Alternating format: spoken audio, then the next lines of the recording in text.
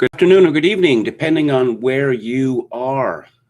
My name is Kevin Michael Grace, and this is the KMG show for Thursday, September the 23rd, 2021. I don't know what happened there.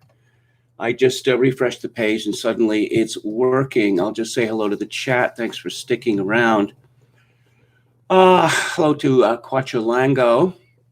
Hey, KMG, speaking of Portuguese fishing villages, did your radio days in San Diego coincide with Eric Coryell, Fouts, Winslow, Jefferson, Joyner, Muncie, etc.? Not that I recall. Thank you for your compliment. Do you have an amp-up routine before you go live? No, mostly it's just sort of panic to make sure that I'm dressed, shaved, my hair is brushed. I'm not wearing clothes that I was wearing earlier in the week, that I can get YouTube to work, and then I can get my my light on the side here. It's a USB light, whether I can attach that without pulling one of my external hard drives to its death. Do you tie the knot on your tie at 3:59? No, I pretty much do it, I don't know, around 10 to, something like that. Hello to Red Sulfur. Coachalanco says, KMG, how do you like fishing? I don't fish. Let's see.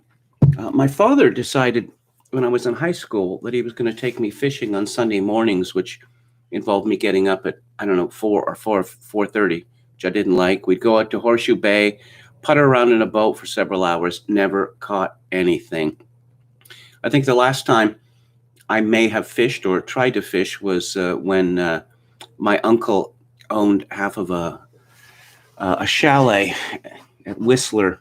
This was before Whistler became Whistler, you understand, before it was all multimillionaires staying there. And I don't know how I got this idea. Maybe it was suggested to me, that I could cast off from a stone, large stone that was overlooking a lake. And I hadn't really paid attention to the fact that the lake was slippery, and I fell down on my back and nearly slid into the lake and drowned. So I thought, okay, that's enough. That is enough for fishing. Anyone else here? Hello to William Hicks, Head McNeck, Picasso 88, Metal Mike. A clip-on tie would no clip-on tie. No. Not going to do it.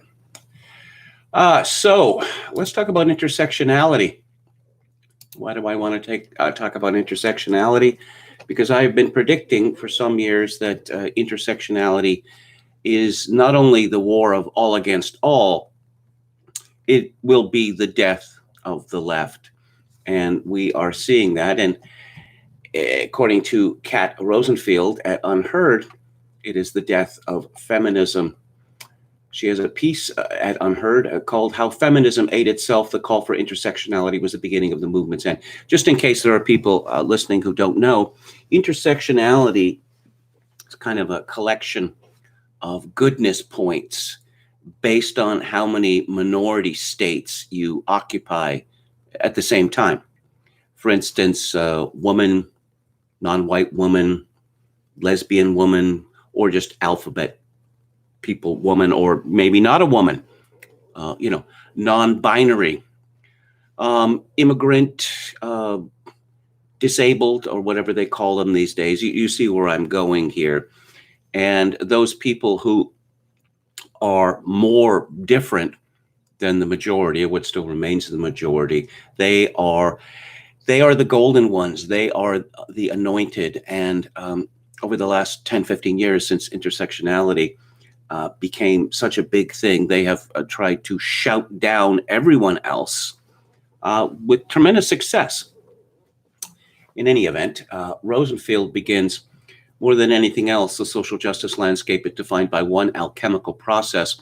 A viral essay is condensed to a catchphrase, which makes its way onto everything from t-shirts to coffee mugs to embroidery samplers, until all of us see it and think we know what it means. 10 years ago, this process worked its magic on a piece written by Flavia Dozdan, giving a wave of up-and-coming feminists their new motto, "My feminism will be intersectional," they declared, "or it will be bullshit." The concept of intersectionality is shorthand for the ways that multiple minority statuses can overlap to create unique forms of oppression is relatively easy to understand, which explains its sudden ubiquity in the sphere of extremely online activism. Twitter, after all, doesn't generally allow for much complexity, but 10 years after its feminist incursion, the motto could use an update. My feminism will be intersectional, the new version might read, and it will be the most ineffective, flailing spectacle the world has ever seen. Turns out intersectionality is a concept that's basic in theory, but wildly divisive in application, especially when, as with feminism, you're trying to get a coalition of activists with diverse identities to rally around a single shared goal. Whether it was getting the vote, reforming discriminatory laws, or even just pushing the so-called radical notion that women are people, feminism's aim has always been to advocate for women because they are women. Once it was declared bullshit to focus on that commonality, the feminist cause fragmented with alarming swiftness. Since then, it's had one crisis after another. There were the toxic feminist Twitter wars documented by Michelle Goldberg in 2014, as feminists eagerly trashed each other online over perceived political incorrectness. There was the implosion of the anti-Trump Women's March over racial tensions, starting with complaints that the movement was too focused on pink pussy-hatted white feminism, and ending with the diverse new leadership melting down amid allegations of anti-Semitism. There was Planned Parenthood's astonishing apology this spring for focusing too narrowly on women's health, closely followed by the Schadenfreude-ridden girl boss downfalls, in which powerful women, once feminist icons, were suddenly ousted from their own companies in the name of social justice. Amid this ongoing feminist mission creep, those who attempted to bring the conversation back on the rails were accused of intersectional failure, centering white feelings, and inadequate attention or even aggression towards this or that marginalized group.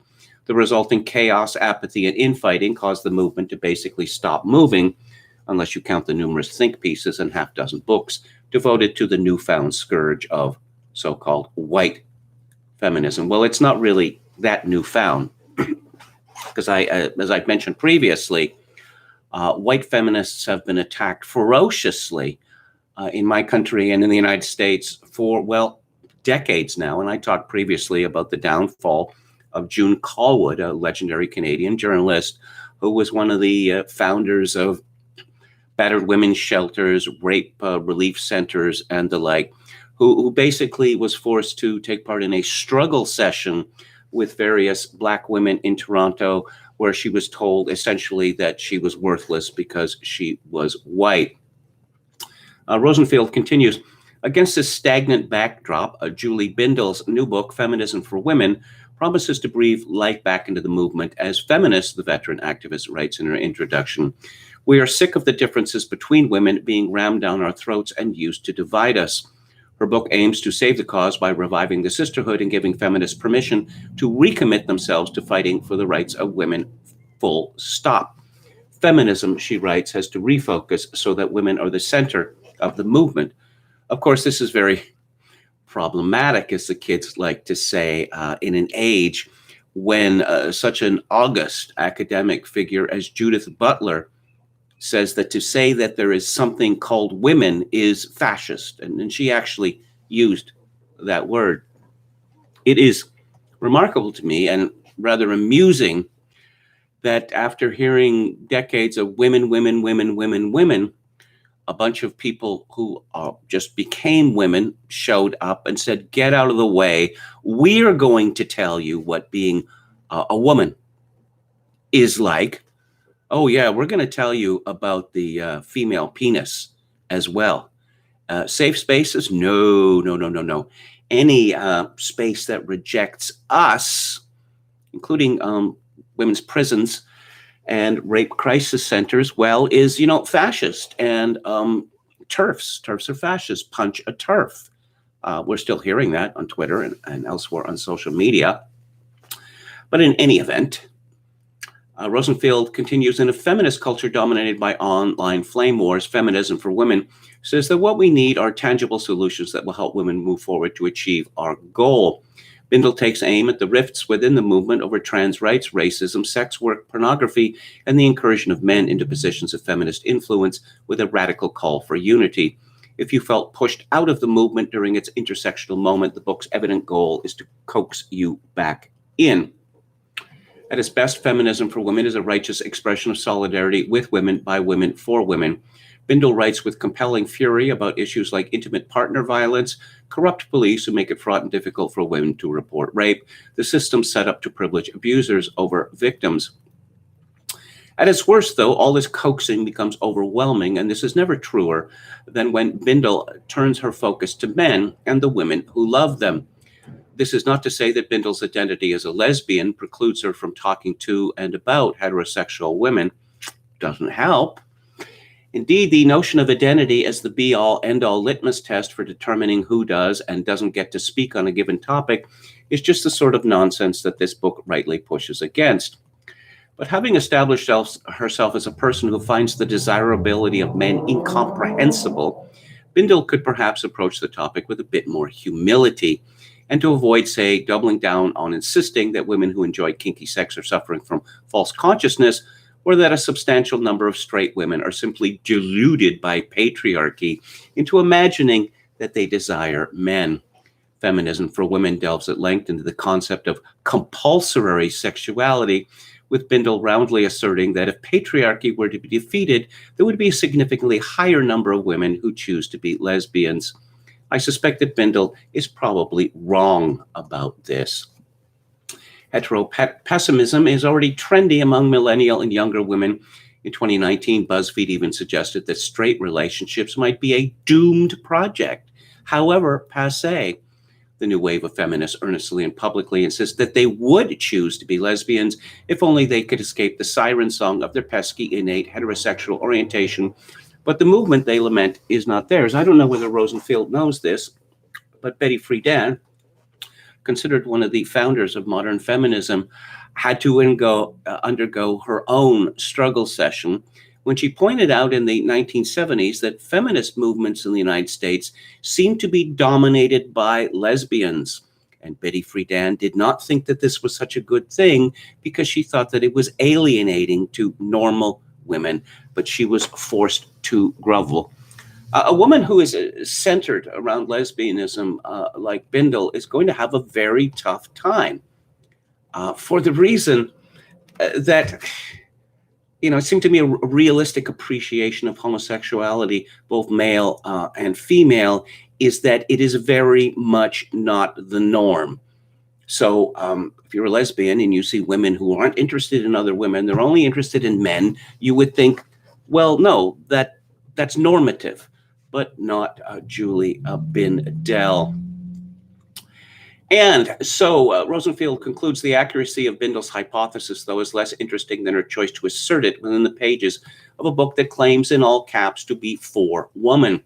In the name of solidarity, why lean so immediately and heavily into rhetoric that a substantial portion of your readership are bound to find alienating, especially when, as the book itself notes, women are already fatigued by just this sort of identity-based shaming from the woke left? Well, again, I'm reminded of something that Henry Mencken once said, that a misogynist is defined as a man who hates women as much as women hate themselves.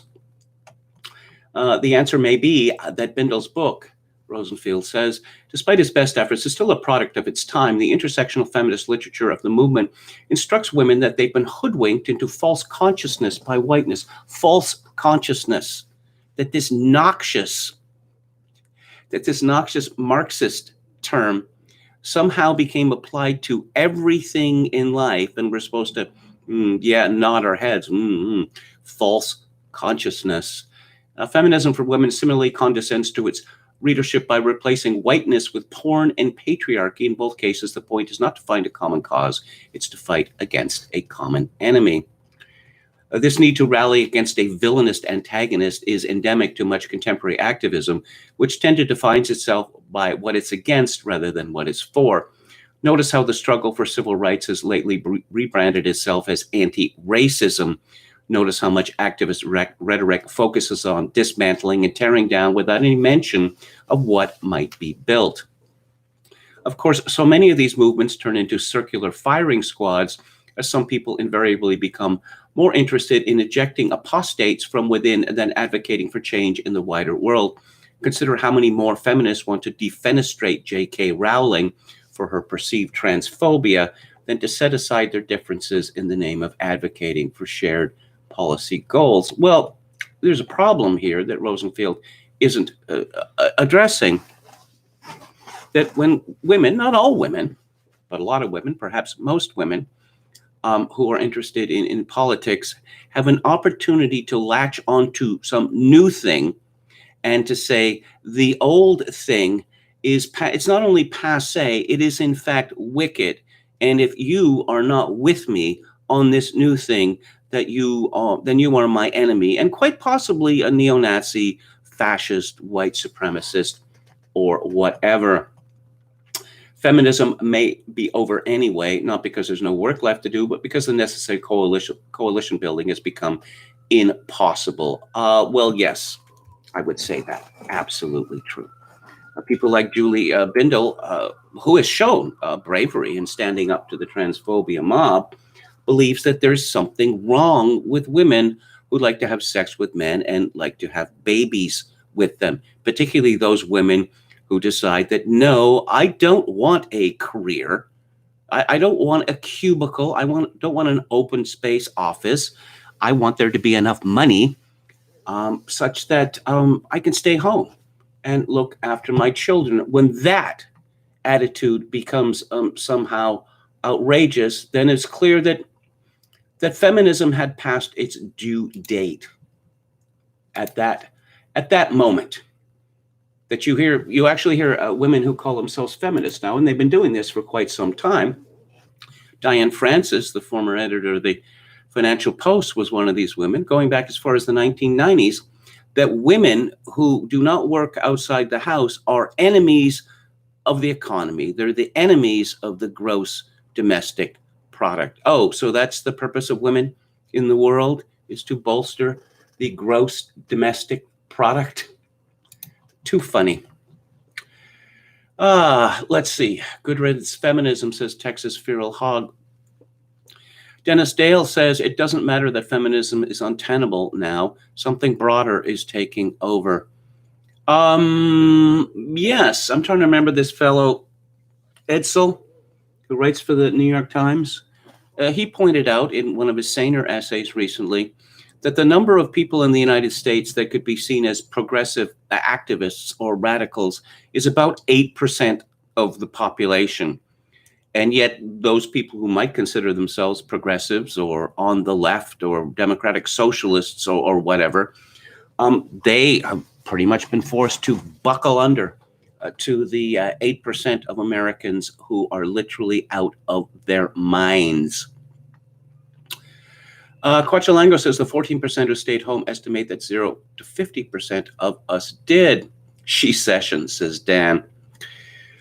Kontiki Roulette says feminism is replacing God's law with demonic impulses. Deberea says hello, hello. It feels like a dream, like a parallel reality. Parfois is a nightmare.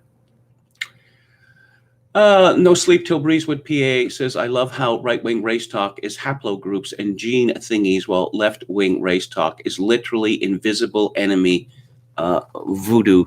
Well, as Ron Unz said, and this is really quite brilliant, that if you replace white supremacy or systemic racism with voodoo or magic, it has exactly the same effect. It has the same meaning.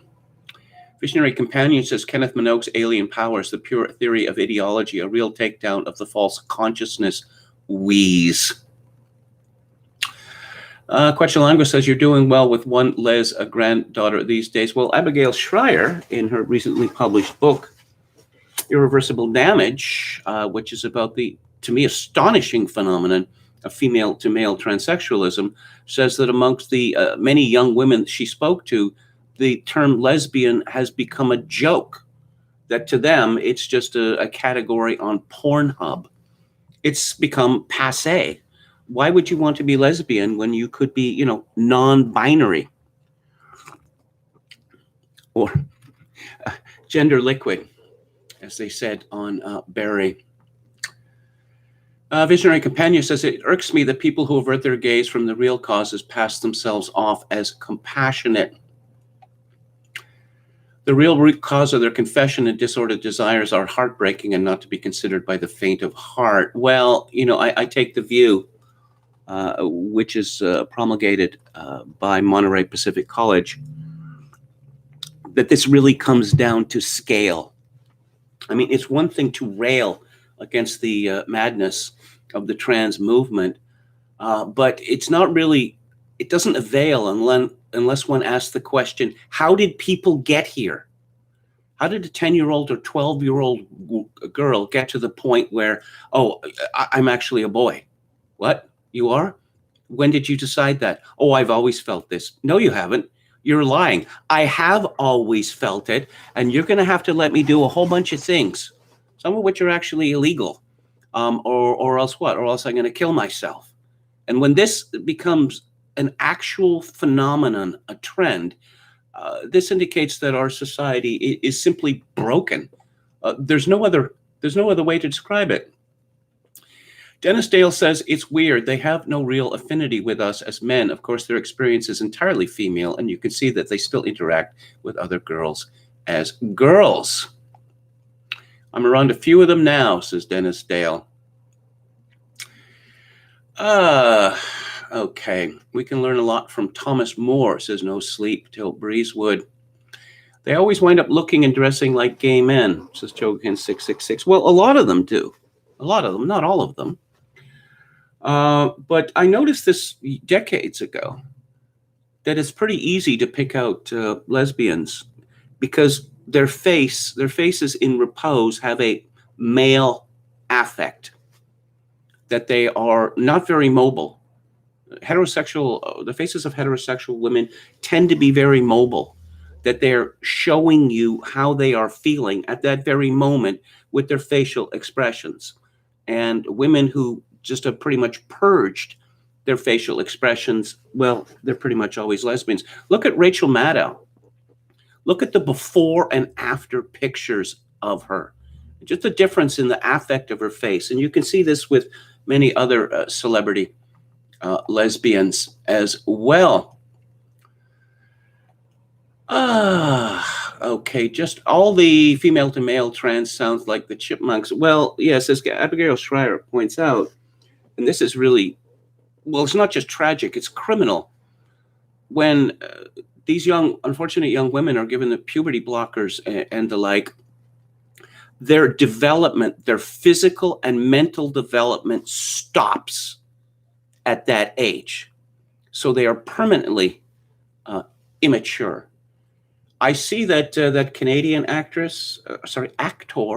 who calls itself Elliot Page, now has abs, really prominent ads to go with the 50s haircut, like the 50s James Dean haircut, or I'm a Rebel haircut. It's too funny. It's too funny. Hello to Media Hits. Okay, I'm going to talk about the missing white girl thing. William Hicks says, Kevin, today the film A Man for All Seasons came to mind while thinking about the crap those who are unvaxxed are having to deal with. Did anyone see a group of Haitian migrants hijacked a bus and are on the run? Given the competence that Haitians normally show in any sphere of human life, I shouldn't think they'll get very far. Okay, so let's talk about white women.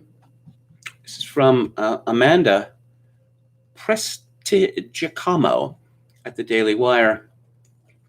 NBC host Jay Reid, the stupidest woman on television, that's not the Daily Wire writer, that's my opinion, said Monday that people care about the murder of 22-year-old Gabby Petito because they're afflicted with so-called missing white woman syndrome. Okay. Well, you know where we are with this woman, Joy Reid, right from the start. Neither of her parents are American, Joy Reid. What she's saying is, this isn't your country anymore. This is our country. We don't care about you. In fact, we hate you, and you are going to suffer. Well, you're already suffering, but get ready to suffer more. A Daily Wire host, Candace Owens, shot back Tuesday via Twitter, questioning why there's a media spectacle around the fatal police killings of black males while white people get killed by the police. Who get killed by the police get nearly no airtime. Yesterday, I learned something about missing white person syndrome, Owens tweeted, referring to Reid's comment.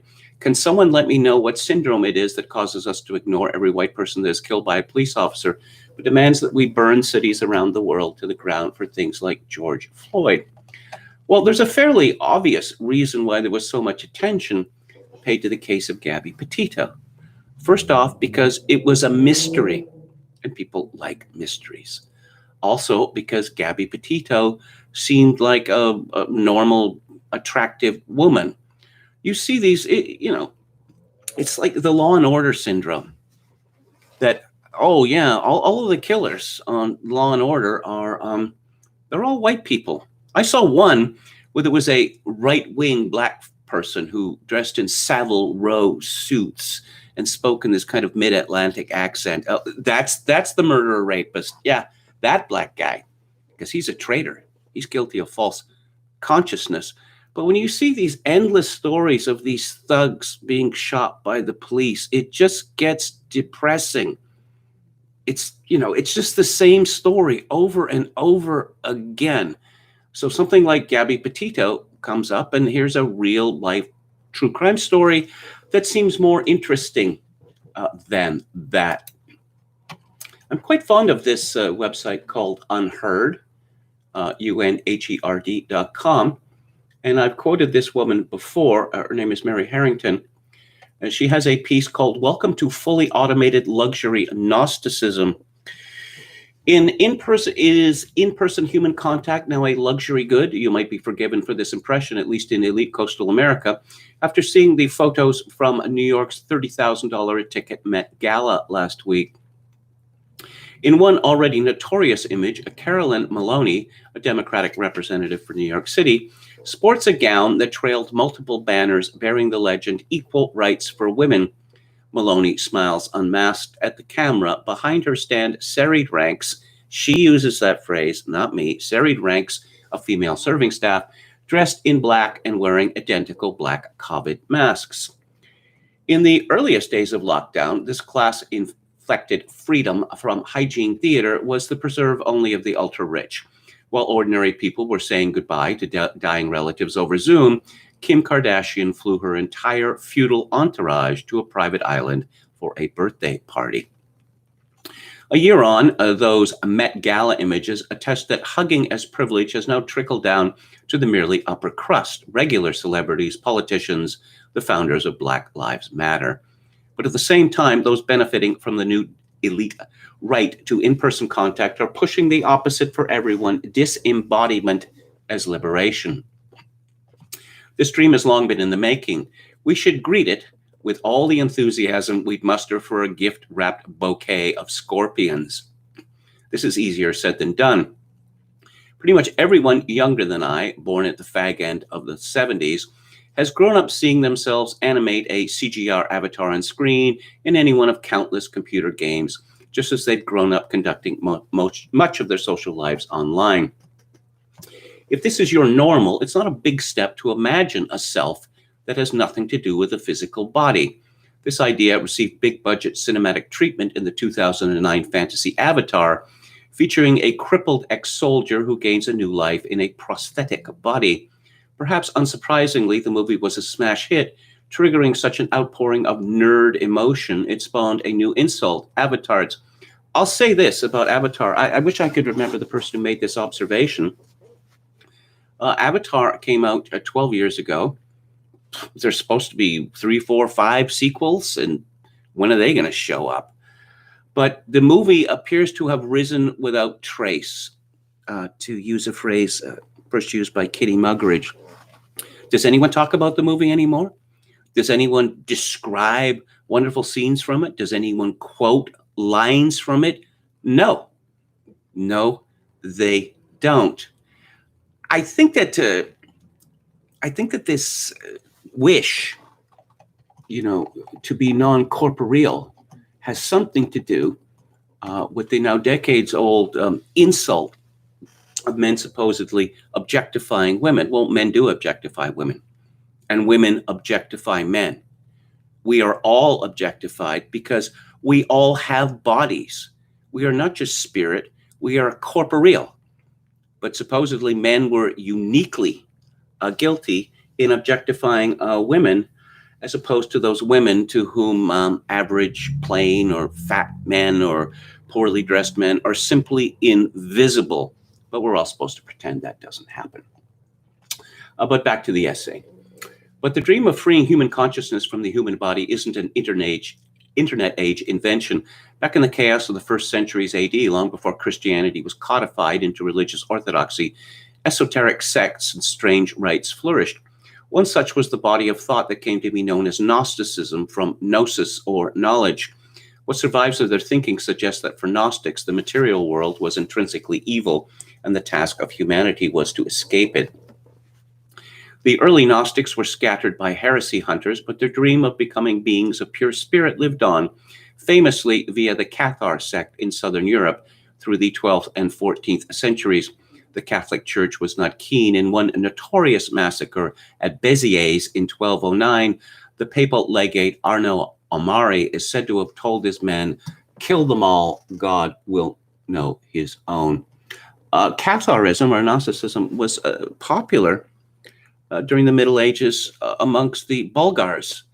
And this is, I'm not making this up, this is where the phrase buggery comes from. Despite such persecution, the idea of liberating the human soul from squalid materiality persisted stubbornly underground. It survived in Rosicrucianism, which in turn made its way into strands of esoteric thinking that still flourish today in weird corners of the internet. But if esotericism is now largely the preserve of very online cranks, the Gnostic longing to become creatures of pure consciousness has gone supernova. Early pioneers of the internet imagined cyberspace as a place of liberation from all the pesky constraints of the material world. I remember thrilling at this cyberpunk vision as imagined by authors such as William Gibson in the 1990s. As Gibson depicted it, in cyberspace, a growing proportion of human life would be wholly unmoored from physical reality, an endlessly creative zone of gods, monsters, and infinite possibility. In the recent words of cult sci-fi author Zero H.P. Lovecraft, we imagined ourselves as samurai sword VR pirate pioneers. In this worldview, as for the crippled hero of Avatar, the imperfect nature of physical bodies is little more than a drag on self-actualization. I've argued previously in these pages that this opinion helps power the increasingly radioactive debate about gender identity. But this is only one of the ways that what seemed in 2009 just a fantasy for nerds is now mainstream politics and culture. Witness two new reality TV shows, or perhaps more accurately, unreality TV shows, whose core premise is that selves can be separated from their bodies.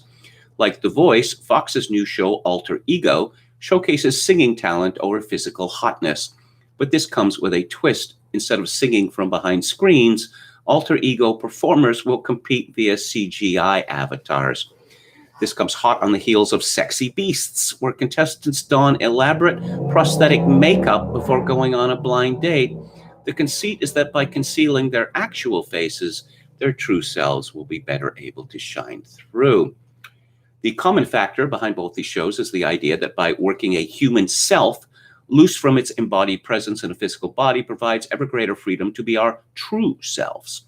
In a promo video for Alter Ego, one of the singers explains his desire to perform via Alter Ego. "There's something about how I look behind this alter ego," he says, "that I feel like it's held me back."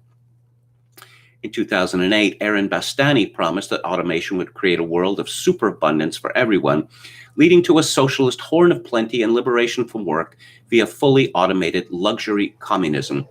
Today, that's morphing into a dream of emancipation, not just from work, but from our very bodies, fully automated luxury Gnosticism.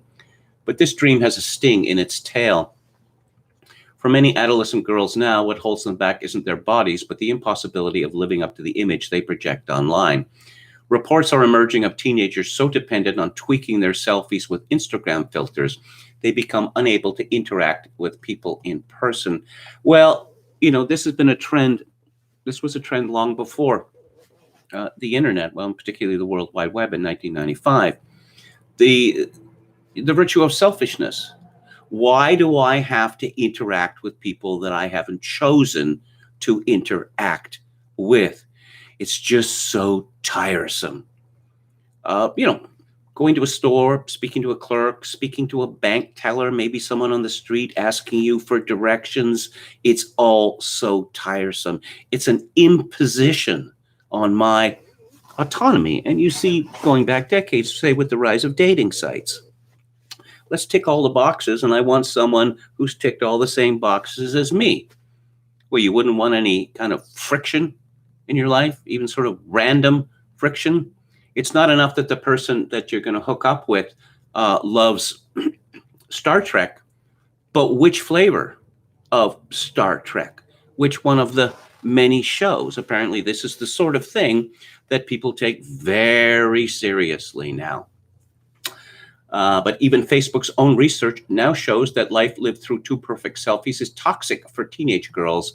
Meanwhile, for those whose jobs by definition can't be unmoored for their bodies, the push for disembodied life has still more unsettling implications, because no matter how loudly you promise that luxury Gnosticism will be fully automated, someone still has to take out the bins, stack the dishes, and care for those who can't care for themselves. Meanwhile, the middling strata, the so-called Zoom classes, forms the key target audience for unreality TV shows that present virtual life as liberation. And for some, the shift to remote working has indeed become a net positive. For those with space for a home office and families already formed, going virtual can be liberating, while there are still plenty of reasons to log off and focus on real life. Yes, not so great for everyone. However, there's a new presumption of mandatory mass facelessness for the lowest status people whose roles regrettably require them to show up to work in person. But for those who are single or less professionally established, the bleak reality of remote work is less bucolic. This is the group for whom fully automated luxury Gnosticism offers the greatest temptation, when IRL life looks like sitting on your bed in a shared house with an incipient case of laptop burn and one of the top 10 most popular girlfriend apps for companionship. Why would you ever want to log off? I believe we are living in the cyberpunk dystopia, writes Zero HP Lovecraft, and it's way less metal than anyone thought it would be. It's tempting to imagine that Britain's thus far more moderate approach to COVID restrictions, it feels like everyone has unmasked for autumn, will save us from such baroque extremes as we saw at the Met Gala. But we shouldn't be overconfident. Whether it's quinoa or statue smashing, what starts in the American elite has a habit of percolating out to the American imperial province that the United Kingdom now indisputably is. And to conclude, and even as tech and media elites sing the praises of luxury Gnosticism for the rest of us, they're reserving unconstrained in-person human interaction as a privilege for themselves. Whether this emerging political order comes dressed as civil rights, TV entertainment, or public health, we should see it for what it is, an assault on the humanity of all but the aristocracy. Going back to that, just to recap, this is by Mary Harrington at unheard.com. Going back to that story from American Thinker that I talked about yesterday, about, the plan to abolish beef eating, except for the aristocracy. This is such a political winner. I am not going to let them take beef from you. Would you want to be on the other side? Well, I'm sure the vegans are going to applaud. There are not very many of these people, and they're not well liked. I just offer that as a free political advice. Let's go back to the chat. Chogokin 666, Brill Cream and Burma Shave. Were those things that used to be advertised on freeway billboards? As soon as KMG finishes, Melbourne protests should start. says Kontiki. Roulette. Chokin 666 says, my dad stopped fishing because he felt bad for the fish. You know, you learn a lot of things when you're a reporter. And one of the things I learned is, you know, the cruelty-free fishing, that you catch a fish and then you return it to the water. It doesn't work. About half of those fish die. And why would you want to catch a fish and then throw it back? I mean, isn't the point that you get to keep the fish? It's the war of all against white, says Dennis Dale. Yes, but they'll get around to everyone else. They will certainly get around to everyone else. They're already there. We already have this phenomenon, of implicit whiteness, of black people being attacked because they're not radical enough, and the hatred directed against these people like Candace Owens. I'm not an admirer, but she's rather a marginal figure. Okay, so there's a few black conservative Inc. people. So, is this something of a threat? How is it something of a threat? I mean, I understand the urge for this kind of purity, but in a practical political world, it's just not. It doesn't work. It simply doesn't work. Visionary, we saw that already. I identify as psychotic, says Dennis Dale. And let's go to the polygons. Haven't seen PK Teller. Why aren't you vaccinated? Do you hate old people? Yeah, like these people care about old people, as if they spend any time with old people. They're terrified of old people. They're going to get old people cooties if they go anywhere near them. Deborah says, and it looks like I'll need a private jet if Biden keeps on regulating the COVID passports. Only physiognomy deniers can believe the body is not part of the true self. Again, No Sleep says, I know people who benefit from remote work, but it's terrible for lonely youngsters who need social contact. Well, I suspect it's terrible for a lot of women because, again, this is something I learned decades ago, that most men, they don't have great jobs. They don't have jobs which pay them a lot of money, or they boast about its status. They work because they need to work in order to survive. But to a great many women, the social aspects of their work are more important than the fact that they get paid to do it. Constantly going on about their work friends and, all of this psychodrama that's going on between the various women at the office. Jokecan 666 says Marshall McLuhan predicted the KMG show would be a friendship simulator. William Hicks says the effects in Avatar were great, but the story was really stale. Cameron missed a great opportunity, made a similar mistake with The Abyss. Well, unobtainium, seriously? That's like something from Duck Dodgers in the 21st and a half century, the shaving cream atom. And then there's that sting in the tail at the end of the movie. Oh, if Earth doesn't get this unobtainium, everyone is going to die. Well, maybe you could have told us that at the beginning, and it would have somewhat justified their behavior.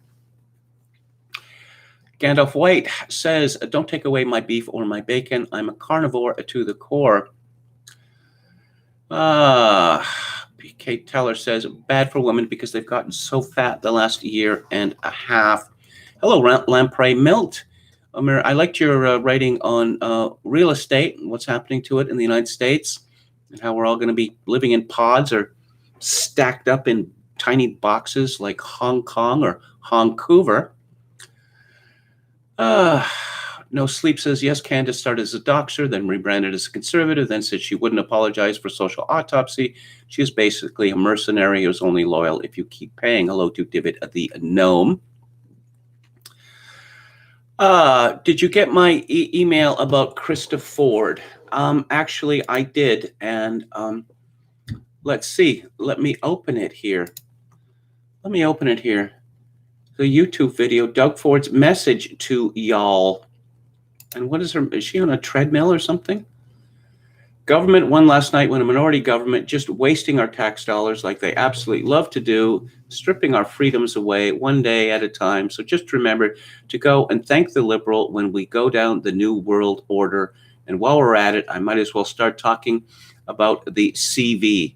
Does anyone question why the government does not want to release any of their research? Is anyone questioning Israel and their studies are finding that natural immunity is 13 to plus times more effective? Well, no, that's good. And I'm glad to see some independence in that family.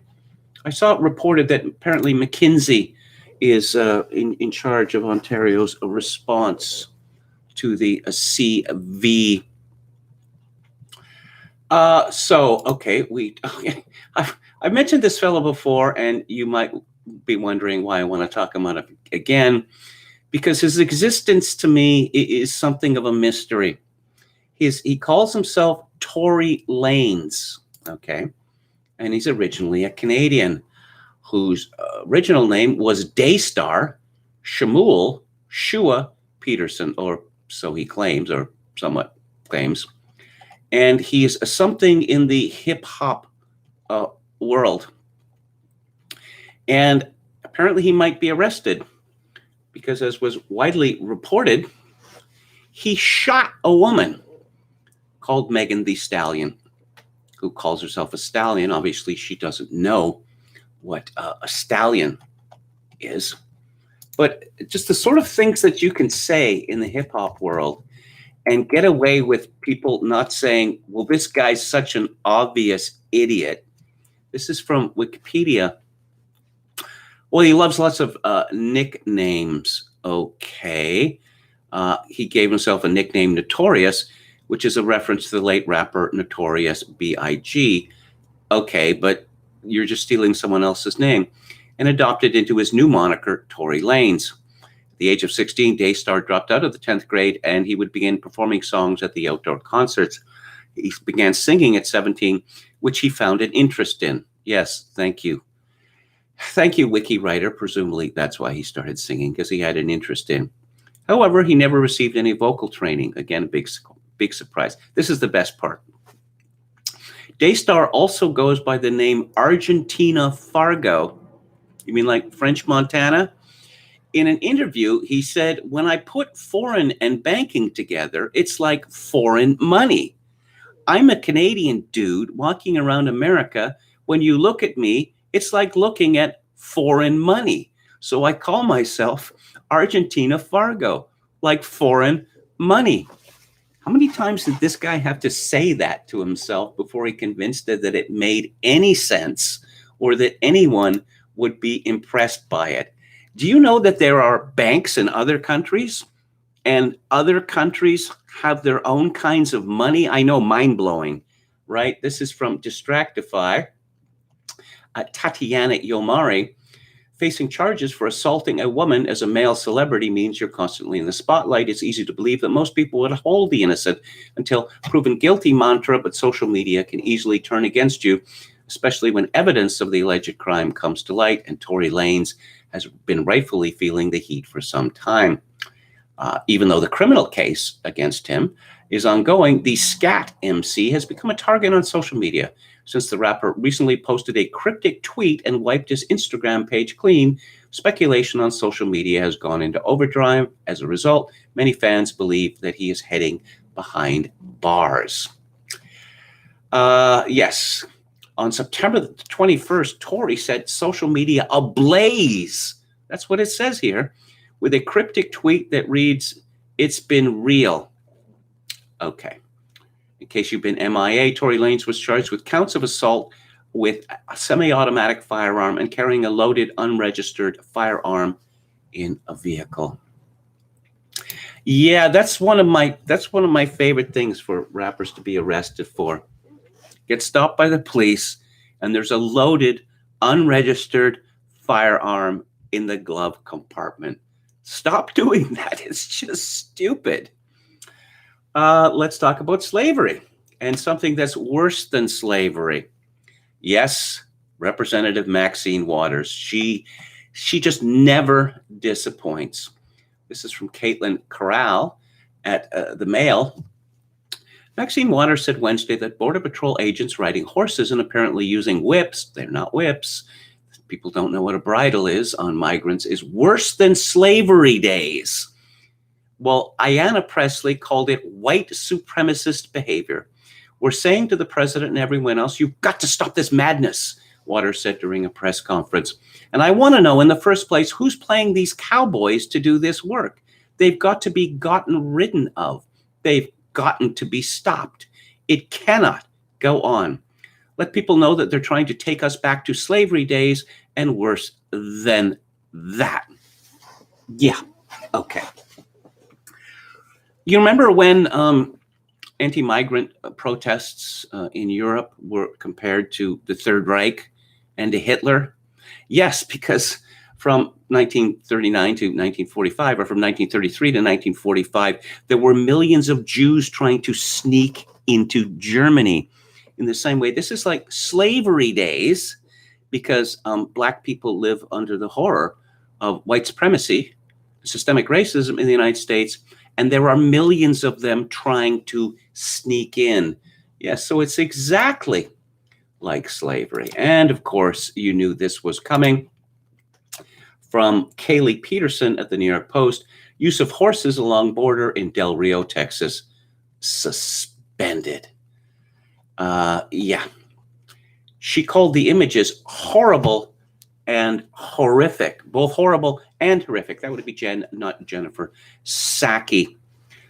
Yeah. In an earlier day, they would have used bullets, but that would be inhumane, even more humane than bridles. This is from Tom Hamburger and Jacqueline Alani, at the Washington Post. Biden White House leans towards releasing information about Trump and January 6th attack, setting off legal and political showdown. Okay. I wonder how many of these reports are going to be actual reports and not made up, like Russiagate. I'm not really counting on truth from these people. And in the latest Hunter Biden news, you know, the fact that the president of the vice president, the son of the vice president of the United States, who is now the president of the United States, was a crack addict, a grifter, who committed incest with at least one person, maybe several more, not news. The fact that Hunter Biden was selling influence around the world and apparently was kicking back proceeds to his father, apparently that's not news either. This is from Emily Crane at the New York Post. Hunter Biden's business contacts touted his access to his father, state treasury, his relationship with then Secretary of State John Kerry's stepson, as well as his ties to the highest level in China as they weighed whether to work with him on a potential Libya deal in 2015 newly uncovered emails show. The emails published by Business Insider Thursday date back to 2015 when Joe Biden was vice president and reference getting Hunter's help on a deal regarding billions in Libyan assets frozen by the Obama administration. The emails are unrelated to Hunter's infamous laptop. Okay, so yes, let's talk up your relationship with John Kerry's stepson. This would be the son of the vice president of the United States. Meanwhile, the stepdaughter of Kamala Harris has now become a top model, a runway model on the cover of Vogue, no less, despite being creepy looking and ugly as sin. What do you mean, has the United States become a hereditary oligarchy? Why would you ask that? This woman called Christy Somos sent an email to Maxime Bernier, 2 days ago, I guess it was, essentially saying, I'm writing a hit piece on you, that you're a neo-Nazi, or that all your supporters are neo-Nazis, white supremacists, or whatever. Do you have anything to say to defend yourself? And he told her to get lost. And her piece, absolutely extraordinary. Apparently, white supremacists support Maxime Bernier. You don't get to choose who your supporters are. There's a very simple answer to that. It's one that Trump could have used, but didn't. I'm not supporting them. They are supporting me. You want to talk in Canada about how many communists say vote for the NDP party? How many deep Greens who essentially want to exterminate humanity vote for the Green Party? How many people in Canada who believe in Sharia law vote for the Liberal Party? No, why don't we talk about that? And yes, let's interview someone from the Canadian Anti-Hate Network, which is AstroTurf. As far as I can tell, and I searched diligently, it's on their website. They don't have any reports of their financing. As far as I can tell, their only financing comes from, wait for it, the government of Canada. So Justin Trudeau's government is using taxpayers' money to fund an AstroTurf, supposedly independent group, to attack his political enemies. Things do not get much more tyrannical than that.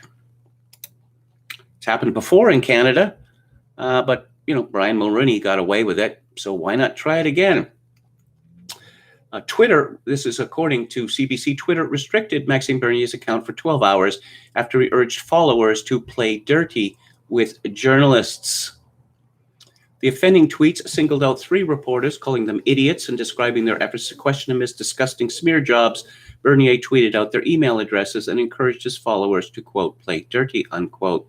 CTV journalist Christy Somos responded to the attacks online in a tweet describing what your inbox looks like after Bernier tweets about you. Somos posted a screenshot of a threatening email she was sent.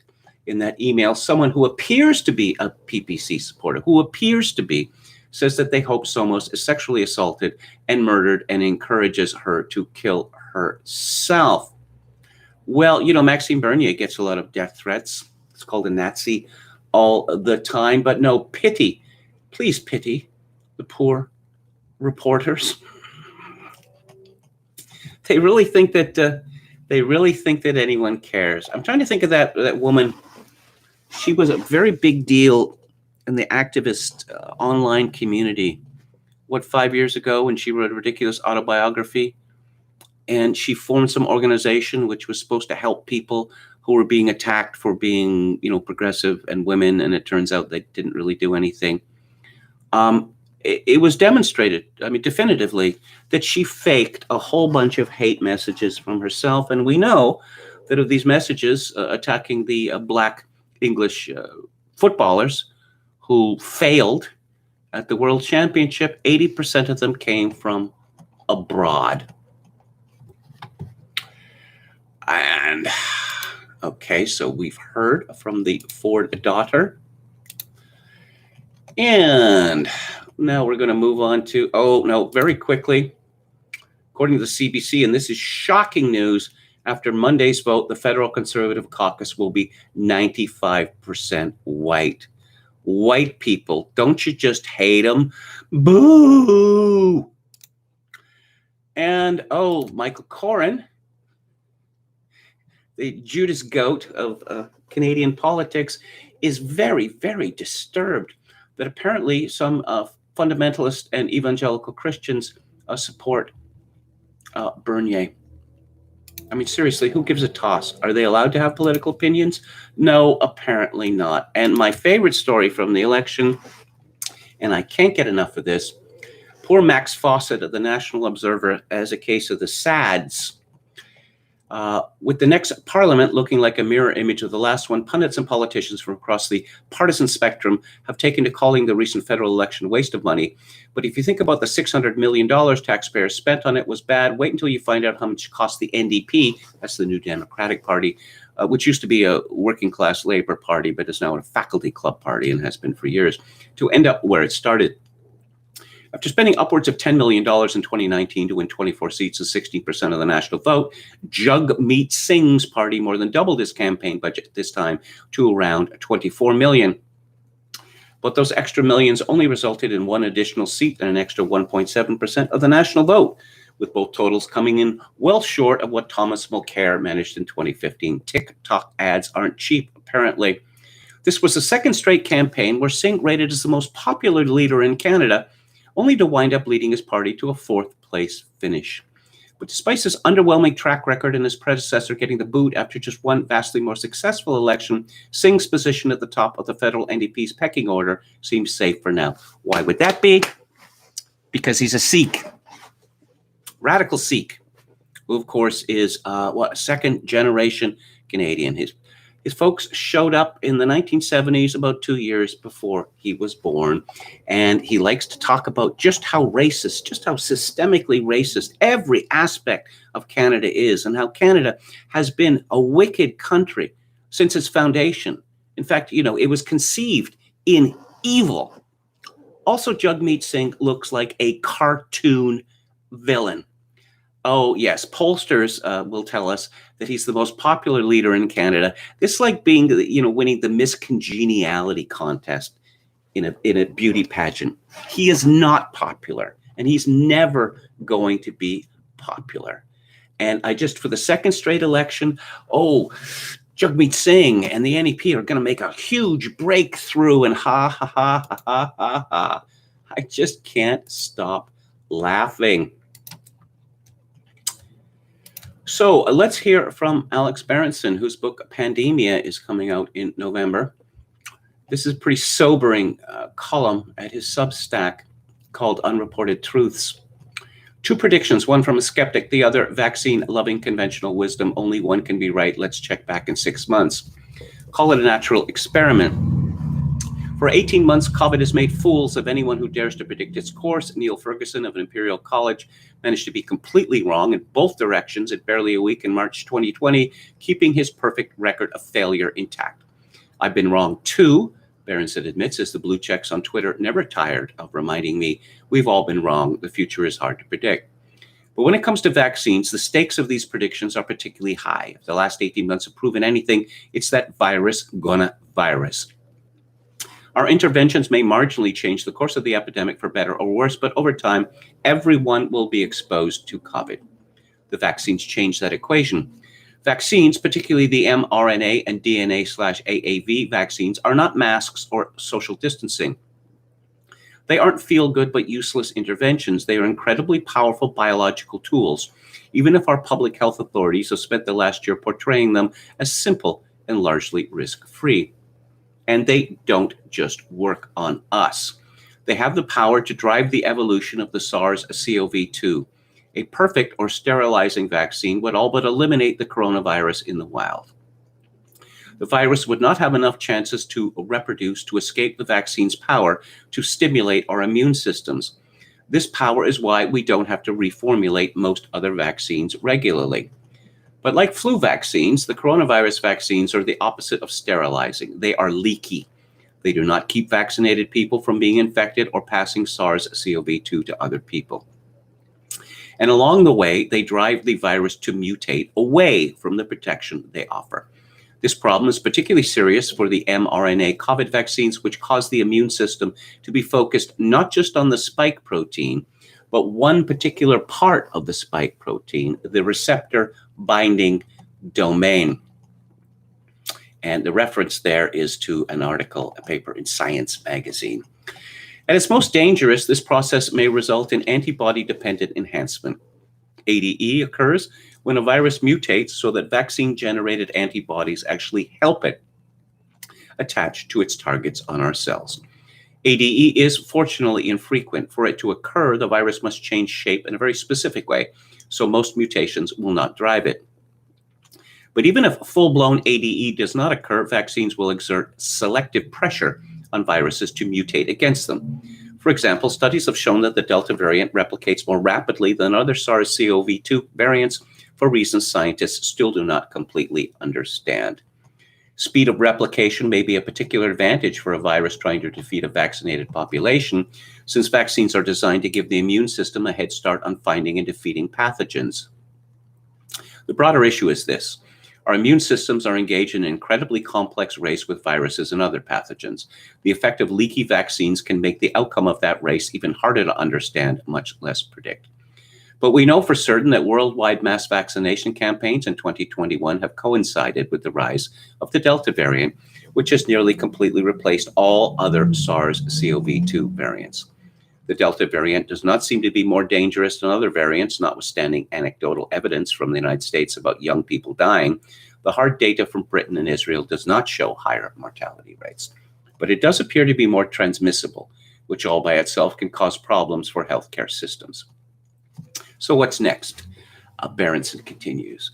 The public health establishment, the same public health establishment that said we would get to herd immunity if we could reach 70 or 80% adult vaccination levels, that's what they said, and don't let them pretend they didn't, is now promising that if we just vaccinate kids and give boosters to an adult population, we will essentially defeat COVID. I'm not exaggerating. An NPR article yesterday was headlined, "Is the worst over? Modelers predict a steady decline in COVID cases through March." Of course, this happy news results from the miracle of vaccinations. NPR writes, "Getting everyone who is eligible vaccinated is still key to preventing further deaths," unquote. And then there's the bear case, bearish for humanity, bullish for the virus, I suppose. As the Substacker who calls himself a Eugippius, I've mentioned him before, explained, after the vaccines, then it was Corona's move, and Delta is the hand it played. Nothing about how the vaccine plays out now can be disentangled from the vaccination campaign. The more aggressive spread of Delta among the unvaccinated is as much a part of this campaign and its continued spread among the vaccinated. We have totally changed the environment in which SARS-2 circulates, and in response, SARS-2 has become more aggressive across the board. Eugippius fears, and I fear he is right, that our current vaccination scheme will drive the rise of more virulent variants. The vaccine fanatics will argue that the answer is 100% vaccination, certainly in the high 90s, but it is hard to see how the United States and other democratic societies can reach those vaccine levels without becoming unrecognizable to themselves. And even if they somehow could, the mRNA vaccines will continue to fail within months. Near the end of his stack, Eugippius offers this warning, quote, "Third and probably even fourth doses will be administered widely in the coming months. Delta-specific vaccines are also in the works. All of these will increase pressure on the virus, very likely in the same direction. These vaccinations will favor more transmissible, more pathogenic strains," unquote. Berenson comments, "Sounds like a fun winter." And so the fighters have entered the ring. In one corner, the public health establishment, the best and the brightest, with beautifully mapped predictions relayed to you by the sonorous voices of NPR, National Public Radio, whose very name screams, "Trust us." On the other, a guy who goes by the name of a dead monk. My money and the last 18 months are on the dead monk. I hope, like hell, I'm wrong. And William Briggs, statistician to the stars, says that if not joy, then at least some broad grins. This is the first week in the nearly 100 we've been tracking in which we have seen some loosening of the grip of the insane. Nikki, what's her name, didn't back down. I thought she would after the White House put the screws on, maybe even sick the IRS on her. She said men getting vaxxed. I can't say the next part, but it's an unpleasant thing to happen to your genitals, which is incidentally maybe why many feminists have been rushing to get vaxxed, and it turned out to be true. Super duper model with a name like Ditzy said she wants kids, so no vax. Super model. And he has many other examples. And I'm looking at a picture of this Dutch model, super model rather. I'm probably mispronouncing her name. Her name is Dootson Kroos. And she is a very attractive woman indeed. And it reminds me of the days when supermodels were actually very attractive indeed. That's how they got to be super models. So the fix is in with the Biden administration. I mean, are they looking for the worst possible outcomes? Sometimes it seems that way. This is from the Tennessee Star. Officials with two pharmaceutical companies who produce monoclonal antibody treatments said Wednesday that the U.S. government distributes the currently available supply of those treatments and that those companies may not sell them to hospitals or state governments. So that allows the Biden administration to say, screw you, Florida. And, oh, yeah, the real race problem, with vaccinations and the mandate, because Black people they don't want to get vaxxed. They don't. But no, black people are the bestest people, and they're, not stupid like rednecks or Southerners or Republican voters. And then you get this from Deborah Heine at American Greatness. A U.S. Food and Drug Administration employee was caught on tape advocating for a Nazi-like response to the COVID-19 pandemic with forced vaccinations and a registry for all unvaccinated Americans. In part 2 of Project Veritas's COVID vaccine investigative series, FDA economist Taylor Lee literally called for the United States government to emulate Nazi Germany to force the COVID injections on vaccine skeptics. Quote, "Census goes door to door if you don't respond, so we have the infrastructure to do it." That's forced COVID vaccinations. I mean, it'll cost a ton of money, but I think at this point that there needs to be a register of people who aren't vaccinated, although that's sounding very Germany. In case there was any doubt, he later clarified what he meant, Nazi Germany. I mean, think about it like the Jewish star, unquote. Lee repeatedly talked about using blow darts, such as those used by the indigenous peoples of Africa and South America to vaccinate Black Americans. He brought it up during a conversation about vaccine hesitancy among Black Americans. "I still think there is this big mistrust, and it's like deep-rooted." "Yeah, can't blame them," said the Veritas undercover journalist. "I can't," said Taylor, "but at the same time, like blow dart. That's where we're going. My personal thing is that you get blow darts of J&J and go to the unvaccinated and blow it into them." Yeah. These people definitely have our best wishes at heart, right? And I suppose Joe Biden has found an opportunity to get rid of many thousands of members of the U.S. military who do not hold the correct opinions. Perhaps those members of the military who would be, say, unwilling, like in Australia, to turn on their federal citizens. This is from Steve Watson at Summit News. The Biden administration is pushing for dishonorable discharges and even court-martialing for troops who disobey orders to get COVID vaccines. To enable a uniformed force to fight with discipline, commanders must have the ability to give orders and take appropriately disciplinary measures. There are very few court-martials in the United States military, and even very few dishonorable discharges. They haven't liked to do that for a long time now. Again, this is from Summit News. Paul Joseph Watson, the CEO of pharmaceutical giant Moderna, says that even younger people will have to get vaccine booster shots at least once every 3 years, meaning that a two-tier society which punishes the unvaccinated could remain in place indefinitely. Pretty coincidental, wouldn't you say? Wouldn't you say? Oh, and about what Nicki Minaj had to say, this is not something you could say on Twitter, and it's probably not something that you can say on YouTube, but let's see if I can elide around it. And, Twitter won't let you. It's misleading. Learn why health officials consider COVID-19 vaccine safe for most people. Find out more. This tweet can't be replied to, shared, or liked. Someone called Steve Kirsch, that's at ST Kirsch, KIRSCH, replied to Nicki Minaj, "You are absolutely correct, and all the experts are wrong. The data in VAERS shows a very clear elevation of testicular something after vaccination with the COVID vaccines by 17.7 times. Tara Delia Singh is lying when he said this hasn't been reported." Peter Daszak, why isn't this man in prison?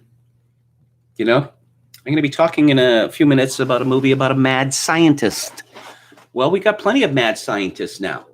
But when they're called Anthony Fauci or Peter Daszak, they're heroes. They're more than heroes. They're sex symbols. This is from Natalie Winters at the National Pulse, speaking at the 2017 Consortium of Universities for Global Health Conference on a panel alongside Anthony Fauci. EcoHealth Alliance President Peter Daszak admitted his controversial work on coronaviruses in China was carried out with funding through Fauci's National Institutes of Health agency. The Unearthed Conference follows Fauci's repeated attempts to distance his agency from the controversial New York-based nonprofit, which, as the NIH grant registry shows, used the money to collaborate with the Wuhan Institute of Virology. The National Post has previously uncovered footage of Daszak describing the viruses he manipulated as part of his, quote, long-time collaboration with the Chinese Communist Party lab as killers. Yeah, that's a quote. Killers. Because CUGH believes in a world without borders, especially borders against disease. Again, am I taking crazy pills? Let's take diseases which exist in animals, particularly bats. They don't exist in humans. Let's weaponize them, literally weaponize them. Let's make them more virulent and more easily transmissible to people. Why aren't these people in prison or worse?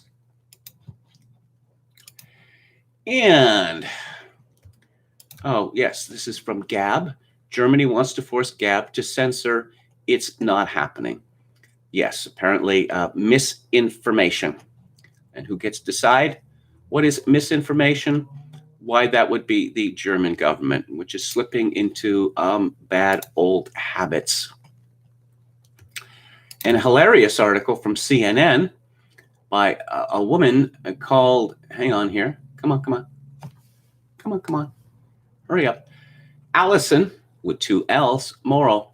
Reddit turns down moderators who want action on COVID misinformation. Oh dear. People are saying things I don't agree with. Why aren't they all being silenced? Why aren't they all being silenced? Come on, government. What good are you if you're not going to silence everyone? Oh, and fire everyone, cause them to lose their jobs and such like if they disagree. Patrick Henningsen at 21 Wire tweeted, powerful citizen, why are you doing this? Policies are killing people. The cop says, I agree with you. I'm just doing my job. I'm just as over this lockdown as you are, mate, but this is my job. I'm not skilled to do anything else. That is a direct quotation. It comes down to that. Henningsen responds. And, the Pope is in the news. Again, Paul Joseph Watson has a piece at Summit News. Pope Francis has claimed that conservative critics of his views on issues such as mass migration and climate change are performing the, quote, work of the devil, unquote. Many would argue the opposite to be the case. In an interview with Jesuit magazine La Civiltà Cattolica, the Pope said that after his recent surgery, he is still alive, although some people wanted me dead. This is the Pope who is playing the poor, pitiful me role. Can you imagine? This is one of the nastiest men on earth. No, but he's the one who's being picked on. Okay, let's talk about, let me open some things here. I missed Music Monday, but I'm going to do Music Monday and Theater Thursday at the same time. A double shot of pop culture for you. And let's go briefly to the chat. Actually, I'm just opening some things here. I've got a lot of tabs open on the music subject, which is a genre of music which seems to have disappeared, or they're just, all of these genres seem to blend into each other or get replaced by something which is slightly different.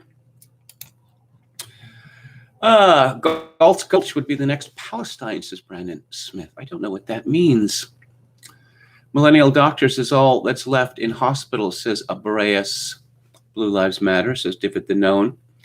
No sleep, says Nuremberg trials for Australian cops. Brandon Smith says next 6 months shaping up to be the mother of all snafus. Let's put it that way. Contiki Roulette says a double bonus bonanza. William Hicks says multitasking KMG. Gandalf White says, I do think the U.S. healthcare system will collapse by Christmas. William Hicks says, in addition to the military, what about the skilled professionals, including nurses and doctors across the country, who are going to go galt over the next few weeks? David says, progressives do that a lot, sort of conflate their political opinions with some sort of sexual desire, even though it's obvious this is not the case, and they are likely frigid. Better to be uninformed than uniformed, says Brandon Smith. I wish everyone stopped misleading me with misinformation, says Agamion. If Red were here, he would tell you that Kirsch means a cherry. Okay. What else do we have here? Time to wear metal armor that blow darts can't pierce, says No Sleep. This is legit the best thing O'Keefe has ever posted since busting Acorn, says No Sleep. My coworkers are upset with me for refusing, and not because I didn't get it, but because they did, says Brandon Smith. Yeah, that's interesting how it worked. You know, it's like a bunch of, men, they make a dare, and then one guy doesn't do it. Well, we all did it. Well, why am I obligated? When Jerry and George said that they were making a pledge that they were going to get married, and George got engaged, and Jerry said, no, not going to do it. We had a pact, George says, and he's furious. And Jerry says, I shook your hand. Yeah. Well, you have to get married because you shook my hand. Best brow since Frida Kahlo. Shogoken 666. Yeah, pretty highbrow reference, I must say. William Hicks says, with more boosters come more frequent negative reactions and side effects, clotting, myocarditis, miscarriages, heart attacks, and so on. A small price to pay, well, says PK Teller. Yeah. Okay, so let's talk about trip hop. I'll read from Wikipedia. Trip hop is sometimes used synonymously with slow tempo, down tempo. Really? I literally never heard that until I saw this Wikipedia entry. It's a musical genre that originated in the early 1990s in the United Kingdom, especially Bristol. It's been described as a fusion of hip hop and electronica, and neither genre is recognizable. And it may incorporate a range of styles, including funk, dub, soul, psychedelia, R&B, and house, as well as other forms of electronic music. Trip hop can be highly experimental, deriving from later idioms of acid house. Yes, we had acid house and acid jazz, and I guess it was in the 90s that popular music fractured so completely that, okay, what's the difference between acid house and acid jazz exactly? And what's the difference between acid jazz and trip hop? But in any event, the term was first used by the British music media to describe the more experimental variant of breakbeat emerging from the Bristol sound in the early 1990s, which contained influences of soul, funk, and jazz. It was pioneered by acts like Massive Attack, Tricky, and Portishead.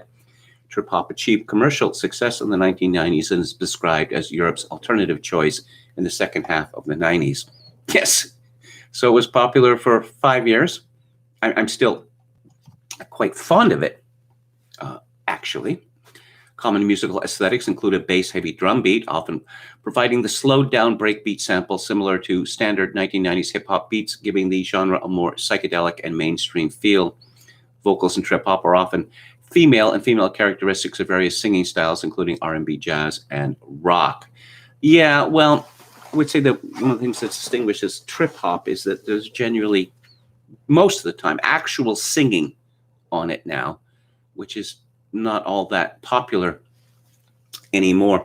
Trip hop is also known for its melancholic sound. Yes, that is true. I'm sure that some people would see that not just as melancholic, but as, I don't know, depressing. Massive Attack have been around since 1988, and their album Blue Lines was released as long ago as 1991. Now, this was an experimental band, which, actually became popular.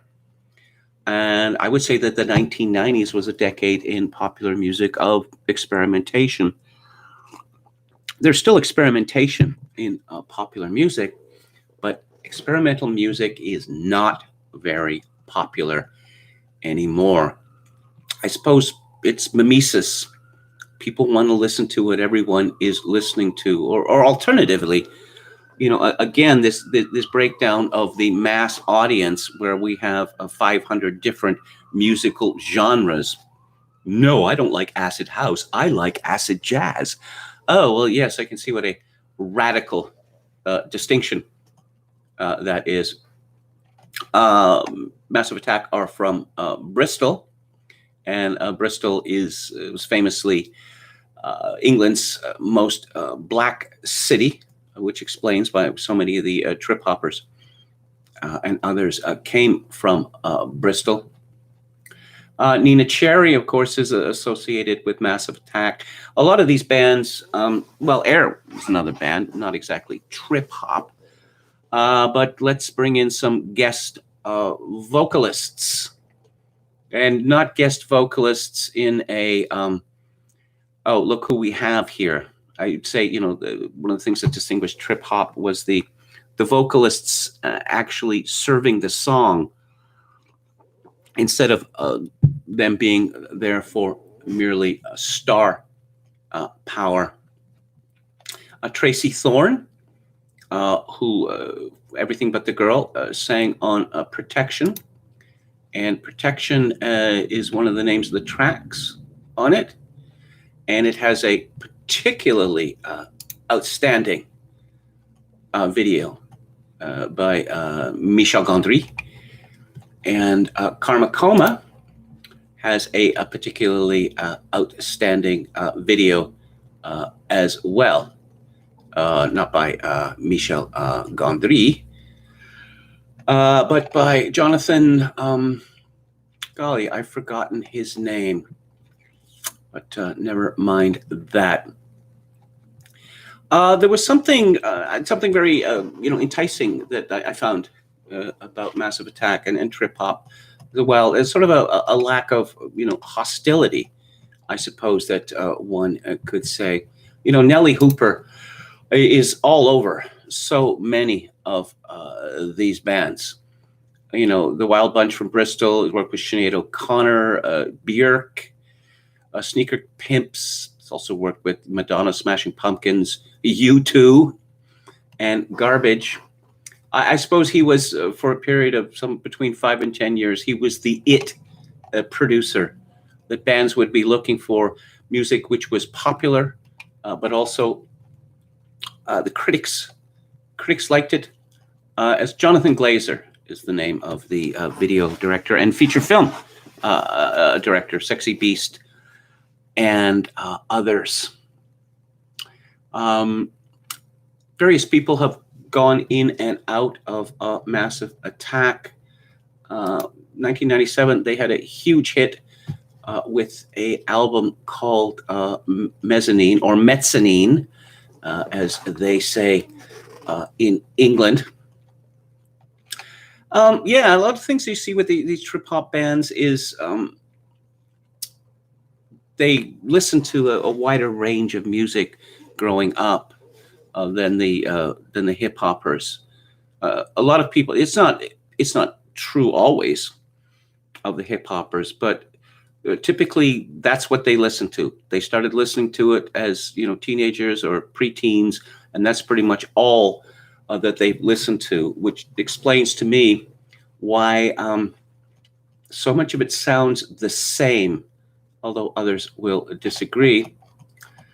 There is a song, Teardrop, which has a famous video of a child in embryo.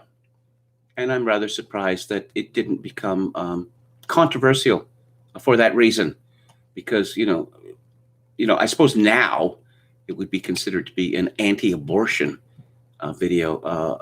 Elizabeth Fraser does the fine vocals. You might know her from the Cocteau Twins and This Mortal Coil. And it's a lot of stuff, poppy stuff on this record, but a lot of stuff that's like Inertia Creeps, which is sinister, as well. Again, a lot of variety in that band. And they moved on. They moved on to a 100th Window in 2003, and they made a piece with Adam Curtis, of all people. Strangely enough, rather political band, I suppose you could say. And they're still around. And I suppose they've got to the point they reach a certain age or whatever. It happens with most bands.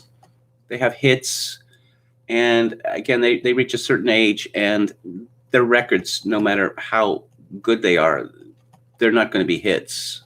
I mean, there are some exceptions. I saw Sparks as an example. Their last two long players have both been in the British top 10, which is really rather remarkable. Whereas a band like Pet Shop Boys, they can't get arrested. Ageism, they call it. And the last long player from Massive Attack came out in 2010. It was called Heligoland, which is about an island. I believe that Bruckner wrote a piece with that name as well. So let's see. Oh yeah, Tricky, of course, is well associated with a trip hop. Portishead, certainly Melancholy. Their first record came out in 1994 called Dummy. I suppose, you see grunge at the time, the sort of doomy vibe with a lot of grunge music, and that sort of carried over to trip hop as well. I don't know. They've only made 3 studio albums, and they have a concert album. They have, I don't know. I don't think they're still together anymore. Sneaker Pimps was, to me, a band that could have been the biggest of them all. They had a really exciting sound, two very talented people working, Chris Corner and Liam Howe. And they had a singer called Kelly Dayton. She's now calls herself Kelly Ali. A really fine singer with this sort of sexy, smoky, sultry voice and a very exotic, multicultural look. And their first record, Becoming X, came out, and it was a hit. And then they fired her for some reason. To this day, I don't understand this. Perhaps because they thought that, she was just the singer, that she was becoming bigger than the band. But I like every single song on Becoming X, which came out in 1996. I think that pretty much every song on that record could have been a hit, and maybe should have been. But Six Underground, which employs a sample from John Barry, the soundtrack composer. Lots and lots of people have sampled John Barry. Spin Spin Sugar and Postmodern Sleaze. Also, the song How Do, which appears originally in The Wicker Man, which was strange and exciting to see. The Wicker Man being one of my favorite bands. Another trip-hop band, Cibo Matto. That was Yuka Honda and Miho Hattori, who I thought were quite good, actually. And one of them is or was married to Sean Lennon, whose music I find it surprisingly good, actually. Yeah. So who else do we have here? Oh, Lou Barlow. Coming out of Dinosaur Jr., one would not have thought that he'd end up in a trip hop band. But Sebadoh, and to a greater extent, the folk implosion, I thought they were really good, indeed. You can see certainly trip hop in Luscious Jackson. Of course, Kate Schellenbach, the drummer, originally was with the Beastie Boys. But I suppose if you want to see the high point of trip hop, it would be the soundtrack for the Danny Boyle movie, A Life Less ordinary.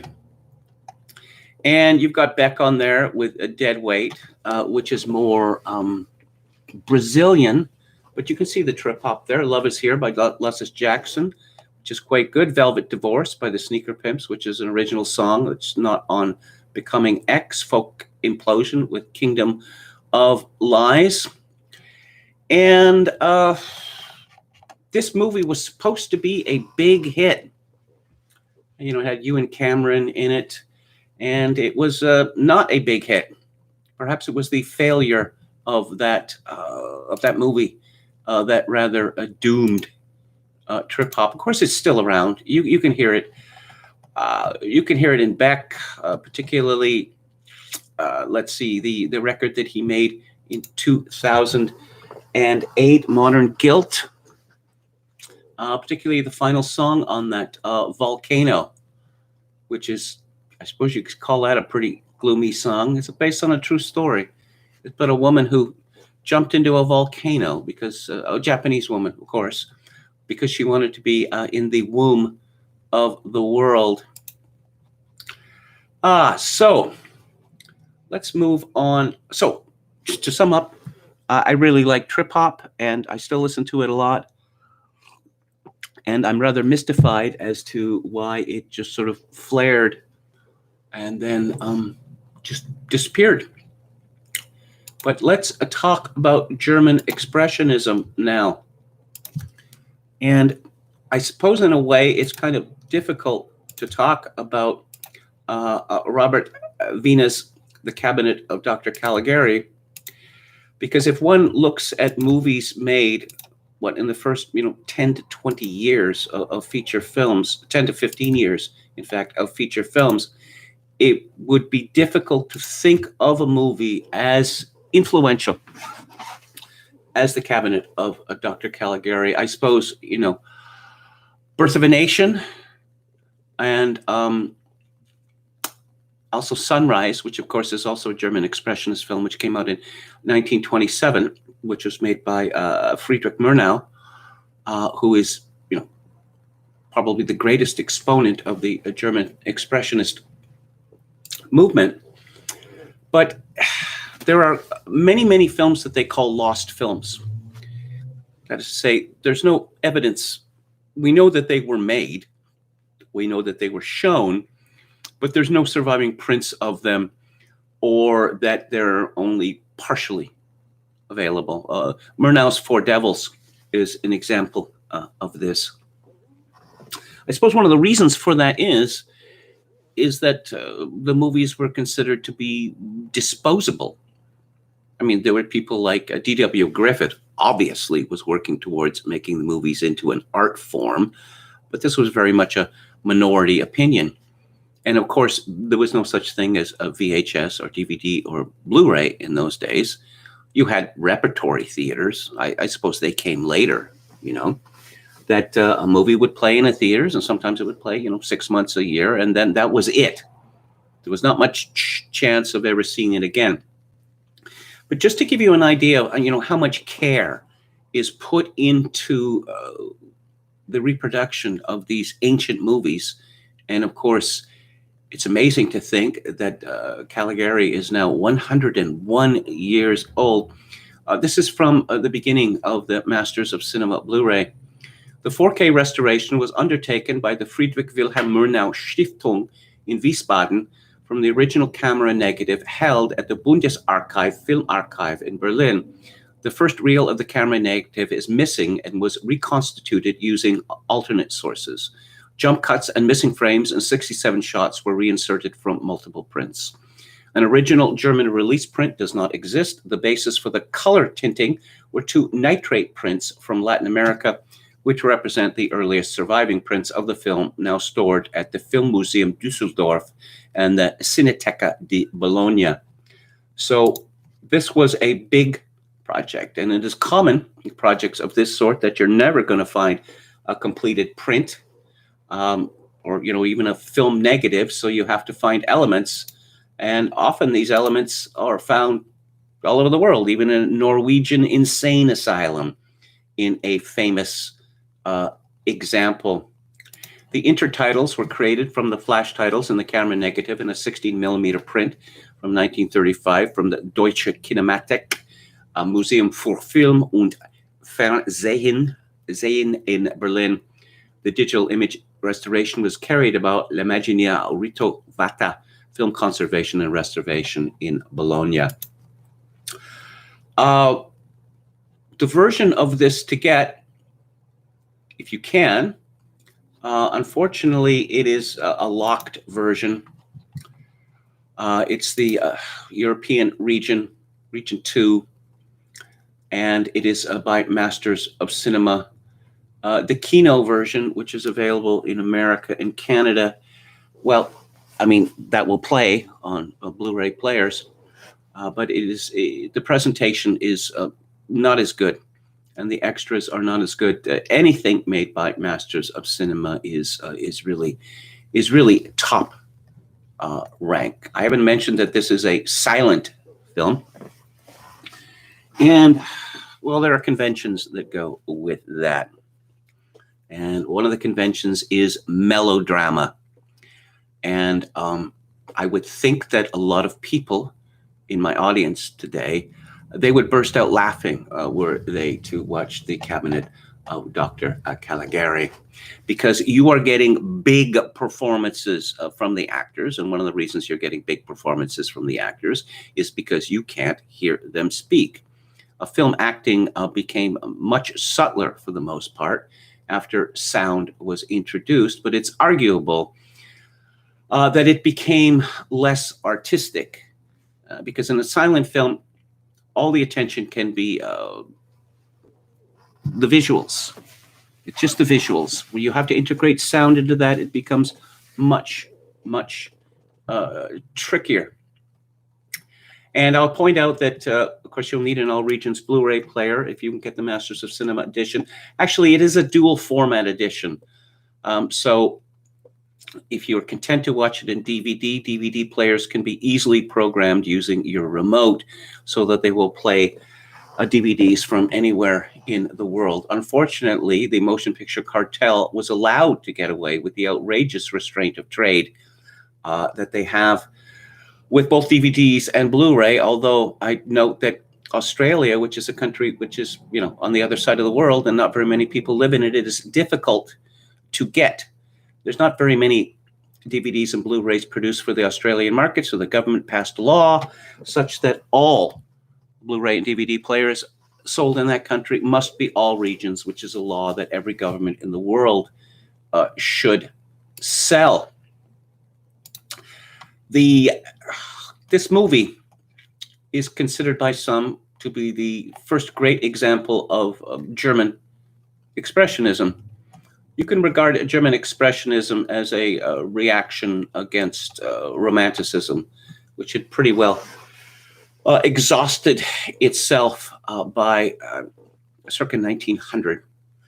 And expressionism, all kinds of expressionisms, they were not realistic, and they were pointedly not realistic.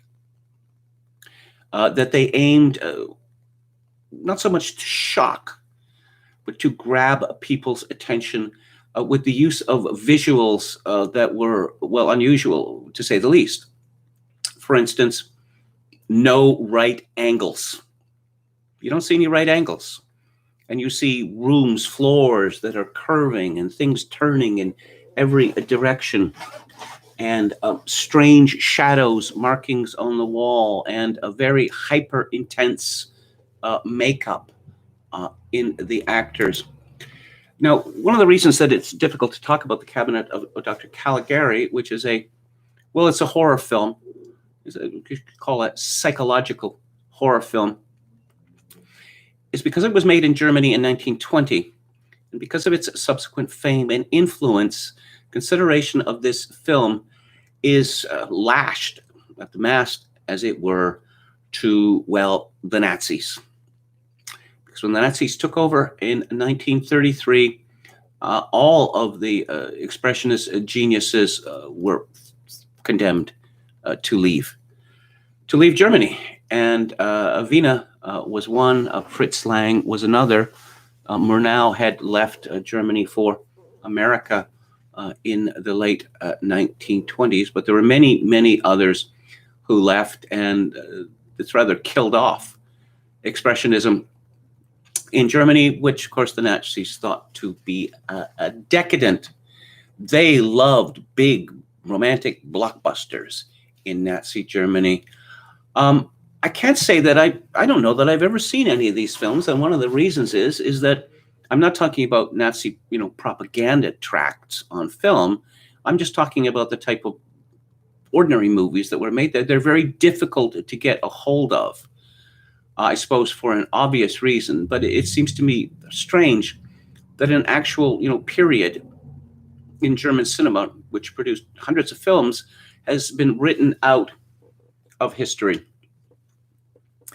Now, Dr. Caligari is a film about authority, and it is said that it derives from the experiences of the screenwriters Hans Janowitz and Karl Mayer. And I suppose Mayer is the best known.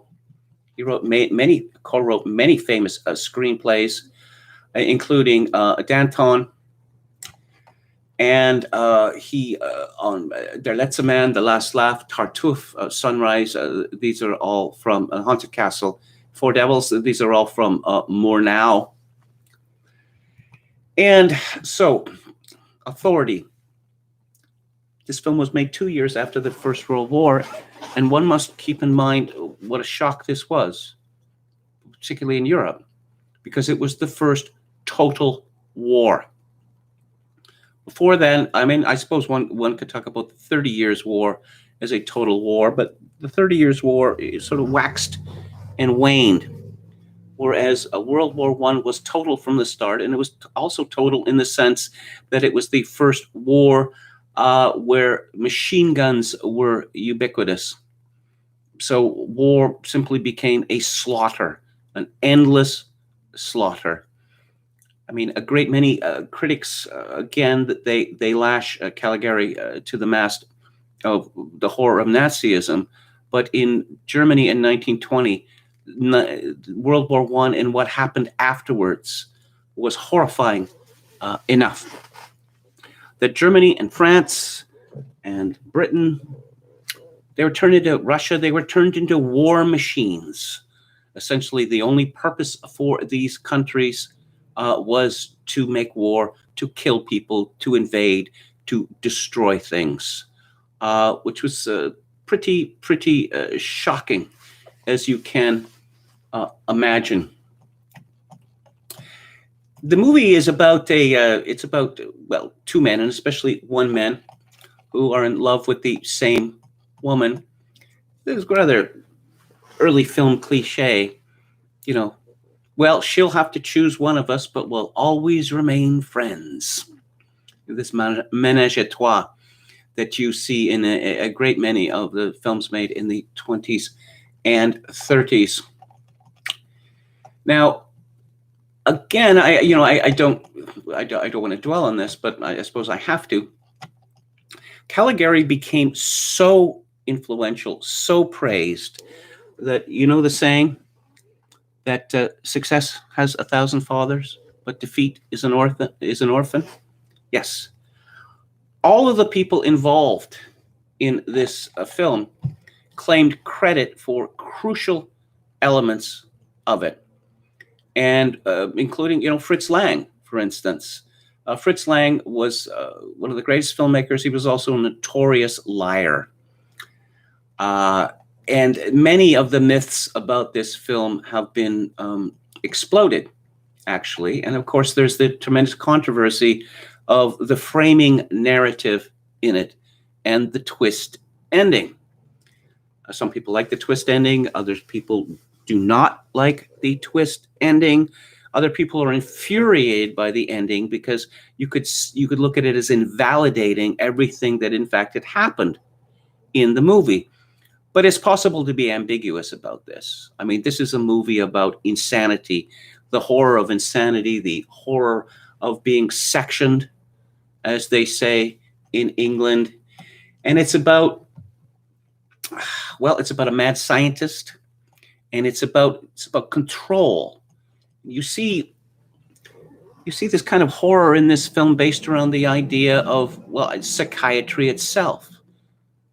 The soul doctors, as Karl Kraus called them. That there were many theatrical acts in the 19th century involving automatons and people with mysterious powers. But then with the rise of and part of this was a reaction to the rise of the psychiatric movement, but the idea that one's mind could be controlled by others, or be tremendously influenced to the extent that one is acting against one's own morality. And of course, this is one of the themes which people retroactively derive from this film, is that it's about Hitler. That Hitler hypnotized the German nation, so they went mad and committed crimes which they ordinarily would not have done, which is obviously a very controversial thesis. The film, I should point out, the intertitles in this film are beautiful and outstanding. They are, in most German films, if you watch the version for foreign consumption, you'll get the intertitles, and they are in a sort of equivalent of Gothic or Fractal type. These are all they're all animations. They're all cartoons. And they are all, the letters are all exaggerated, and there's lots of lines leading to this and exclamation points. And this is a tinted film. Pretty well all the films at this time were tinted. The tinting is beautiful, at least in the Masters of Cinema version. And the tinting on the intertitles is really outstanding. That one tends to look at the intertitles in a silent film as, oh yes, I'm going to have to be caught up here as to what's happening or what that man just said. No, the intertitles are interesting and beautiful in their own right. The film begins with something terrible has happened to this young man called Francis, who's sitting on a bench with an older man, and he says, that spirits are everywhere, and I've experienced things that you wouldn't believe. And it's a typical, expressionistic setting with the woods, are alive. They don't look like woods. Everything is exaggerated for a point. And a woman looking rather like pre-Raphaelite, a woman, she wanders through the set. Her name is Jane in the film. And she appears to have been hypnotized or zombified. And Francis says that is my fiance. So then we go back to the beginning of the story with these two young, great friends. I don't know, perhaps they're students. It's not made clear. We don't get a lot of exposition in this film, which, as you know, I like. The two friends are called Francis and Alan. And so they hear about a fair, a fun fair in this town, in this village, which it looks very strange. It looks medieval in some respects, a lot of respects, actually. The winding streets, narrow spaces between two sides of the street, that sort of thing. And it is really it's so beautiful and involving right from the very beginning, precisely because there is no attempt to induce authenticity. Everything is fake.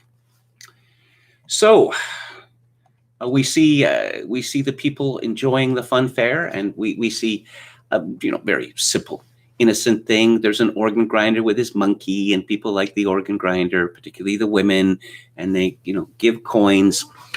But there is someone called Dr. Caligari, and he wants to put on his presentation, and he is rather more serious than an organ grinder and a monkey. He stepped right up, folks. Oh, I should note that he has a big cane, big stout cane, and a top hat. One of the curious things about this film is that there is no uniformity in how the actors are dressed. You get people, like big kind of bureaucratic power types that you see in early Fritz Lang films, and you get people who appear to be from the 19th, 18th centuries or even earlier. You have people dressing in what I guess would be a contemporary German clothing. But Caligari's act stepped right up, folks. The most amazing thing. He has, the somnambulist named Cesare. Now, why this somnambulist or sleepwalker has an Italian name, is revealed later. And so Francis and Alan are particularly impressed by this, intrigued, one might say. And Cesare, rather like Dracula, and you can see that there are a lot of similarities between this film and Dracula, or how Todd Browning's Dracula clearly drew on the imagery and atmosphere of German Expressionism for that American release in 1931. And the coffin is opened, and the somnambulist Cesare is revealed.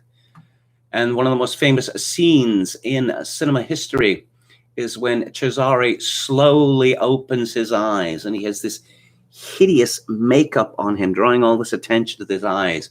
And the crowd screams, and there are contemporary reports, who knows whether they're true or not, that when women fainted in theaters when they saw this.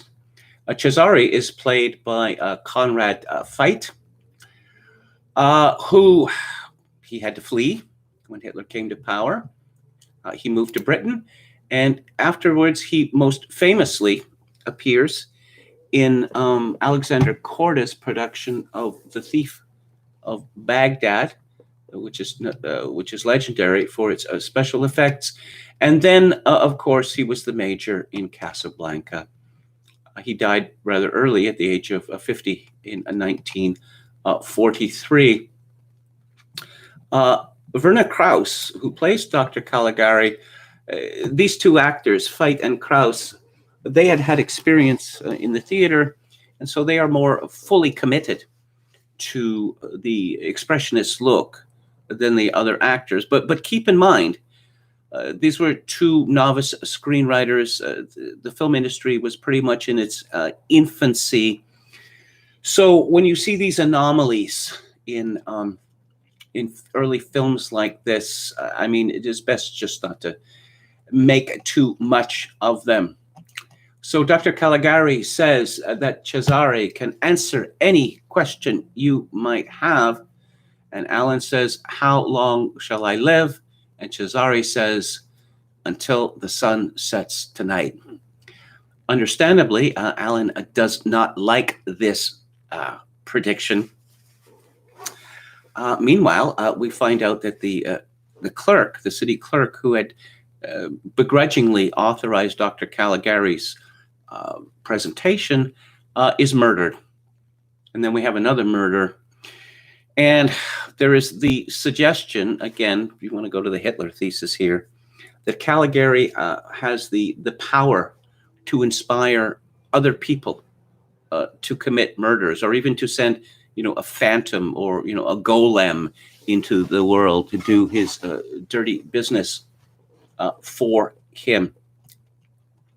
So after the murders, there's a tremendous influence in interest in Caligari and Cesare.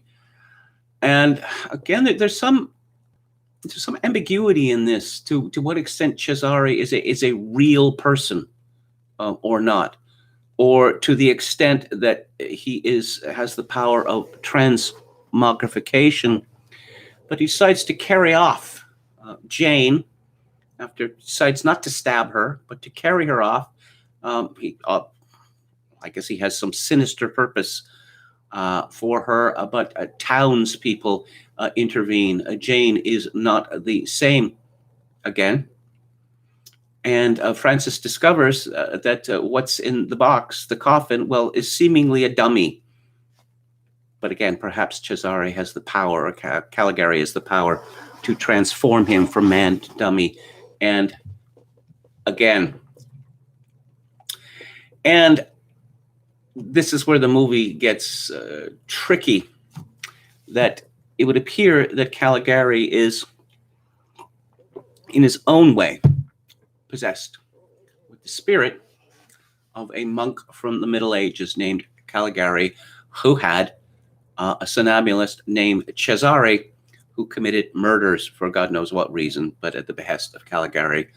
And the modern doctor decides that he must become Caligari. And in fact, he is the director of the local lunatic asylum, which it seems that so many people from the movie they have been placed there.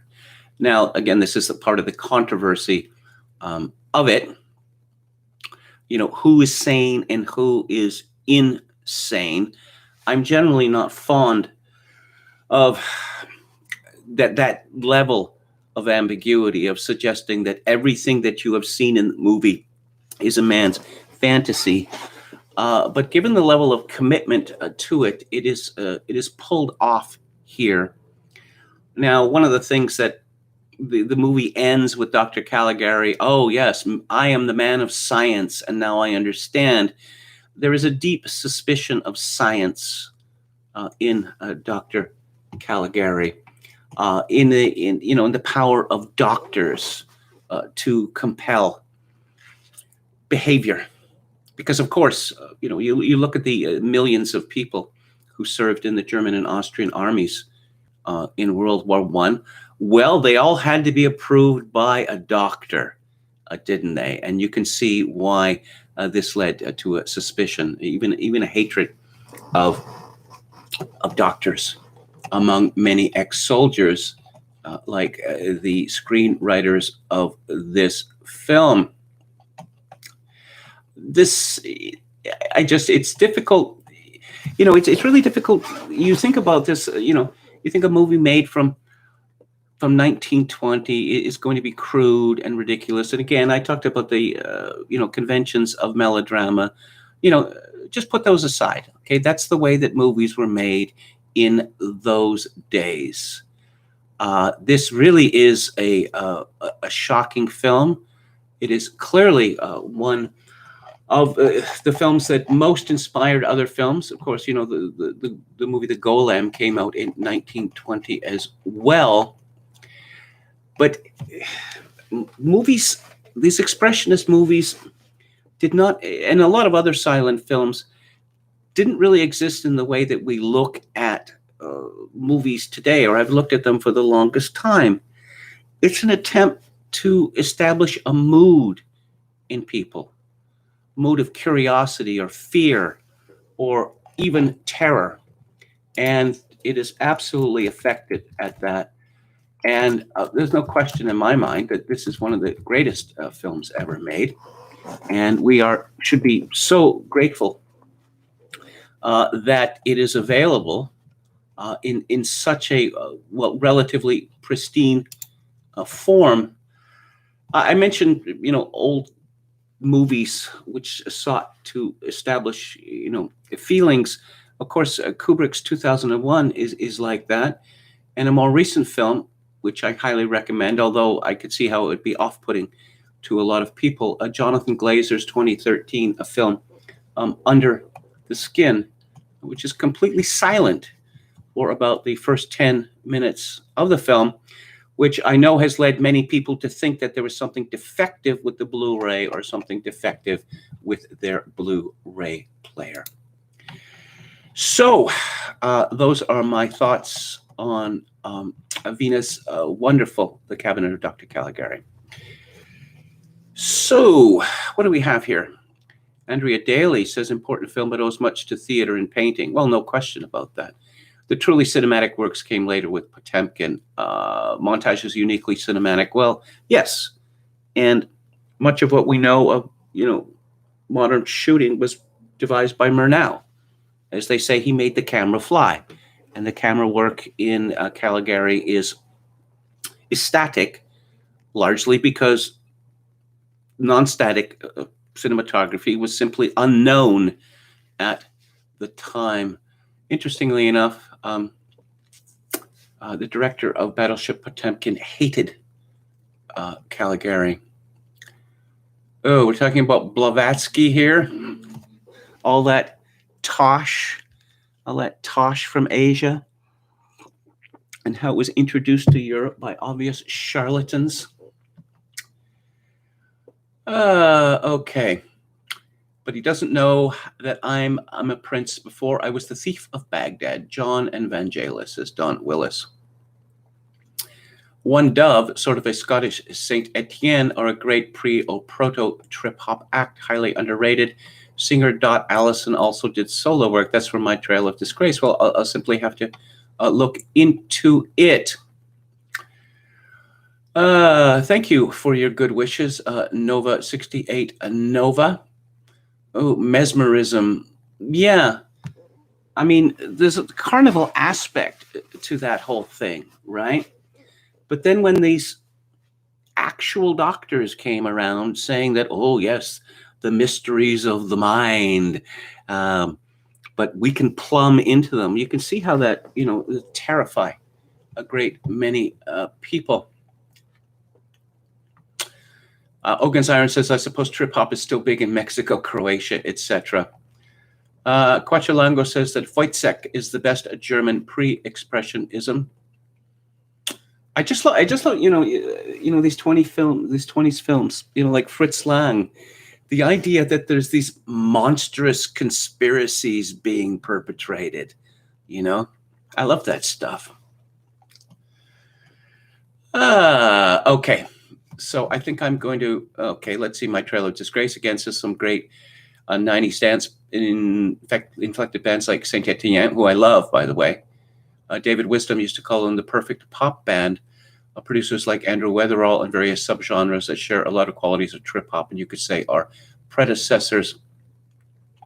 Okay, I think I'm going to wrap it up now. Oh, I should mention, if you want to know more about German Expressionism, and who doesn't, I can highly recommend Lotte Eisner's book on it. Brendan Smith likes D-Day Shadow. Highly recommended, underrated trip hop. Chogokin 666 says Der Judezus is available. I'm trying to think of what I know about that film.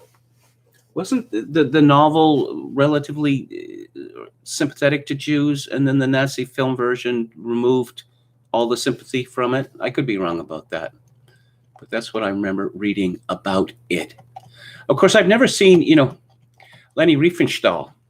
I've never seen any of her works, even though they're very important. I suppose because I have a fear that, what, you watched Triumph of the Will? Yeah, and? Well, you know what that makes you? Oh, I see. If I watch Battleship Potemkin, does that make me a Nazi? If I watch Man with a Movie Camera, does that, a communist? If I watch Man with a Movie Camera, does that make me a communist? It's silly, but that's how they've scared us. Anyway, tomorrow on the book club, I'm going to be talking about Portugal, which is a country which punched over its weight for hundreds of years. A remarkable story. This tiny country on the very edge of Europe came to be one of the world powers. And the book is called Holy War by Nigel Cliff. And next week on Theater Thursday, another European film, this one from 1955, which is about religion, which is about religious hatred, in fact. It's by Carl Theodor Dreyer and is called Or Debt. And on the Music Monday next week, I am going to be discussing the cult of the performer, which is a cult that I am opposed to. Presumably that, there are composers, serious composers around, but far more attention is paid to people like Long than anyone who would actually compose piano music. And I find that odd and not right. What I find to be not right is pinyin. You've heard me say it before. Well, I'm going to say it again. Okay, transliteration is supposed to be helpful. That the man's name is presented in English as Lang Lang, but it's actually pronounced Long Long. So why don't you just change those A's to O's and stop confusing us? Or, is this just trolling? I sometimes wonder whether pinyin is just one of the greatest trolls that's ever been perpetrated. That's it for today. Thank you all for tuning in. I will be back on the air tomorrow at 4 p.m. Pacific, 7 p.m. Eastern. If you'd like to show any part of it, I'd appreciate it if you click on the like button and subscribe to my YouTube channel if you have not done so already. If you would like to make a donation to this live stream, which would be very, very much appreciated at this difficult time in my life, my PayPal account is a link to kevin_grace@hotmail.com. Once again, kevin_grace@hotmail.com.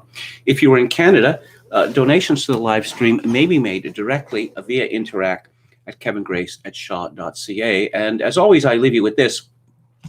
In these days of social atomization and civilizational collapse, I do dearly wish that you, my dear viewers and listeners, manage to forge a genuine human connection in order to ease the burden.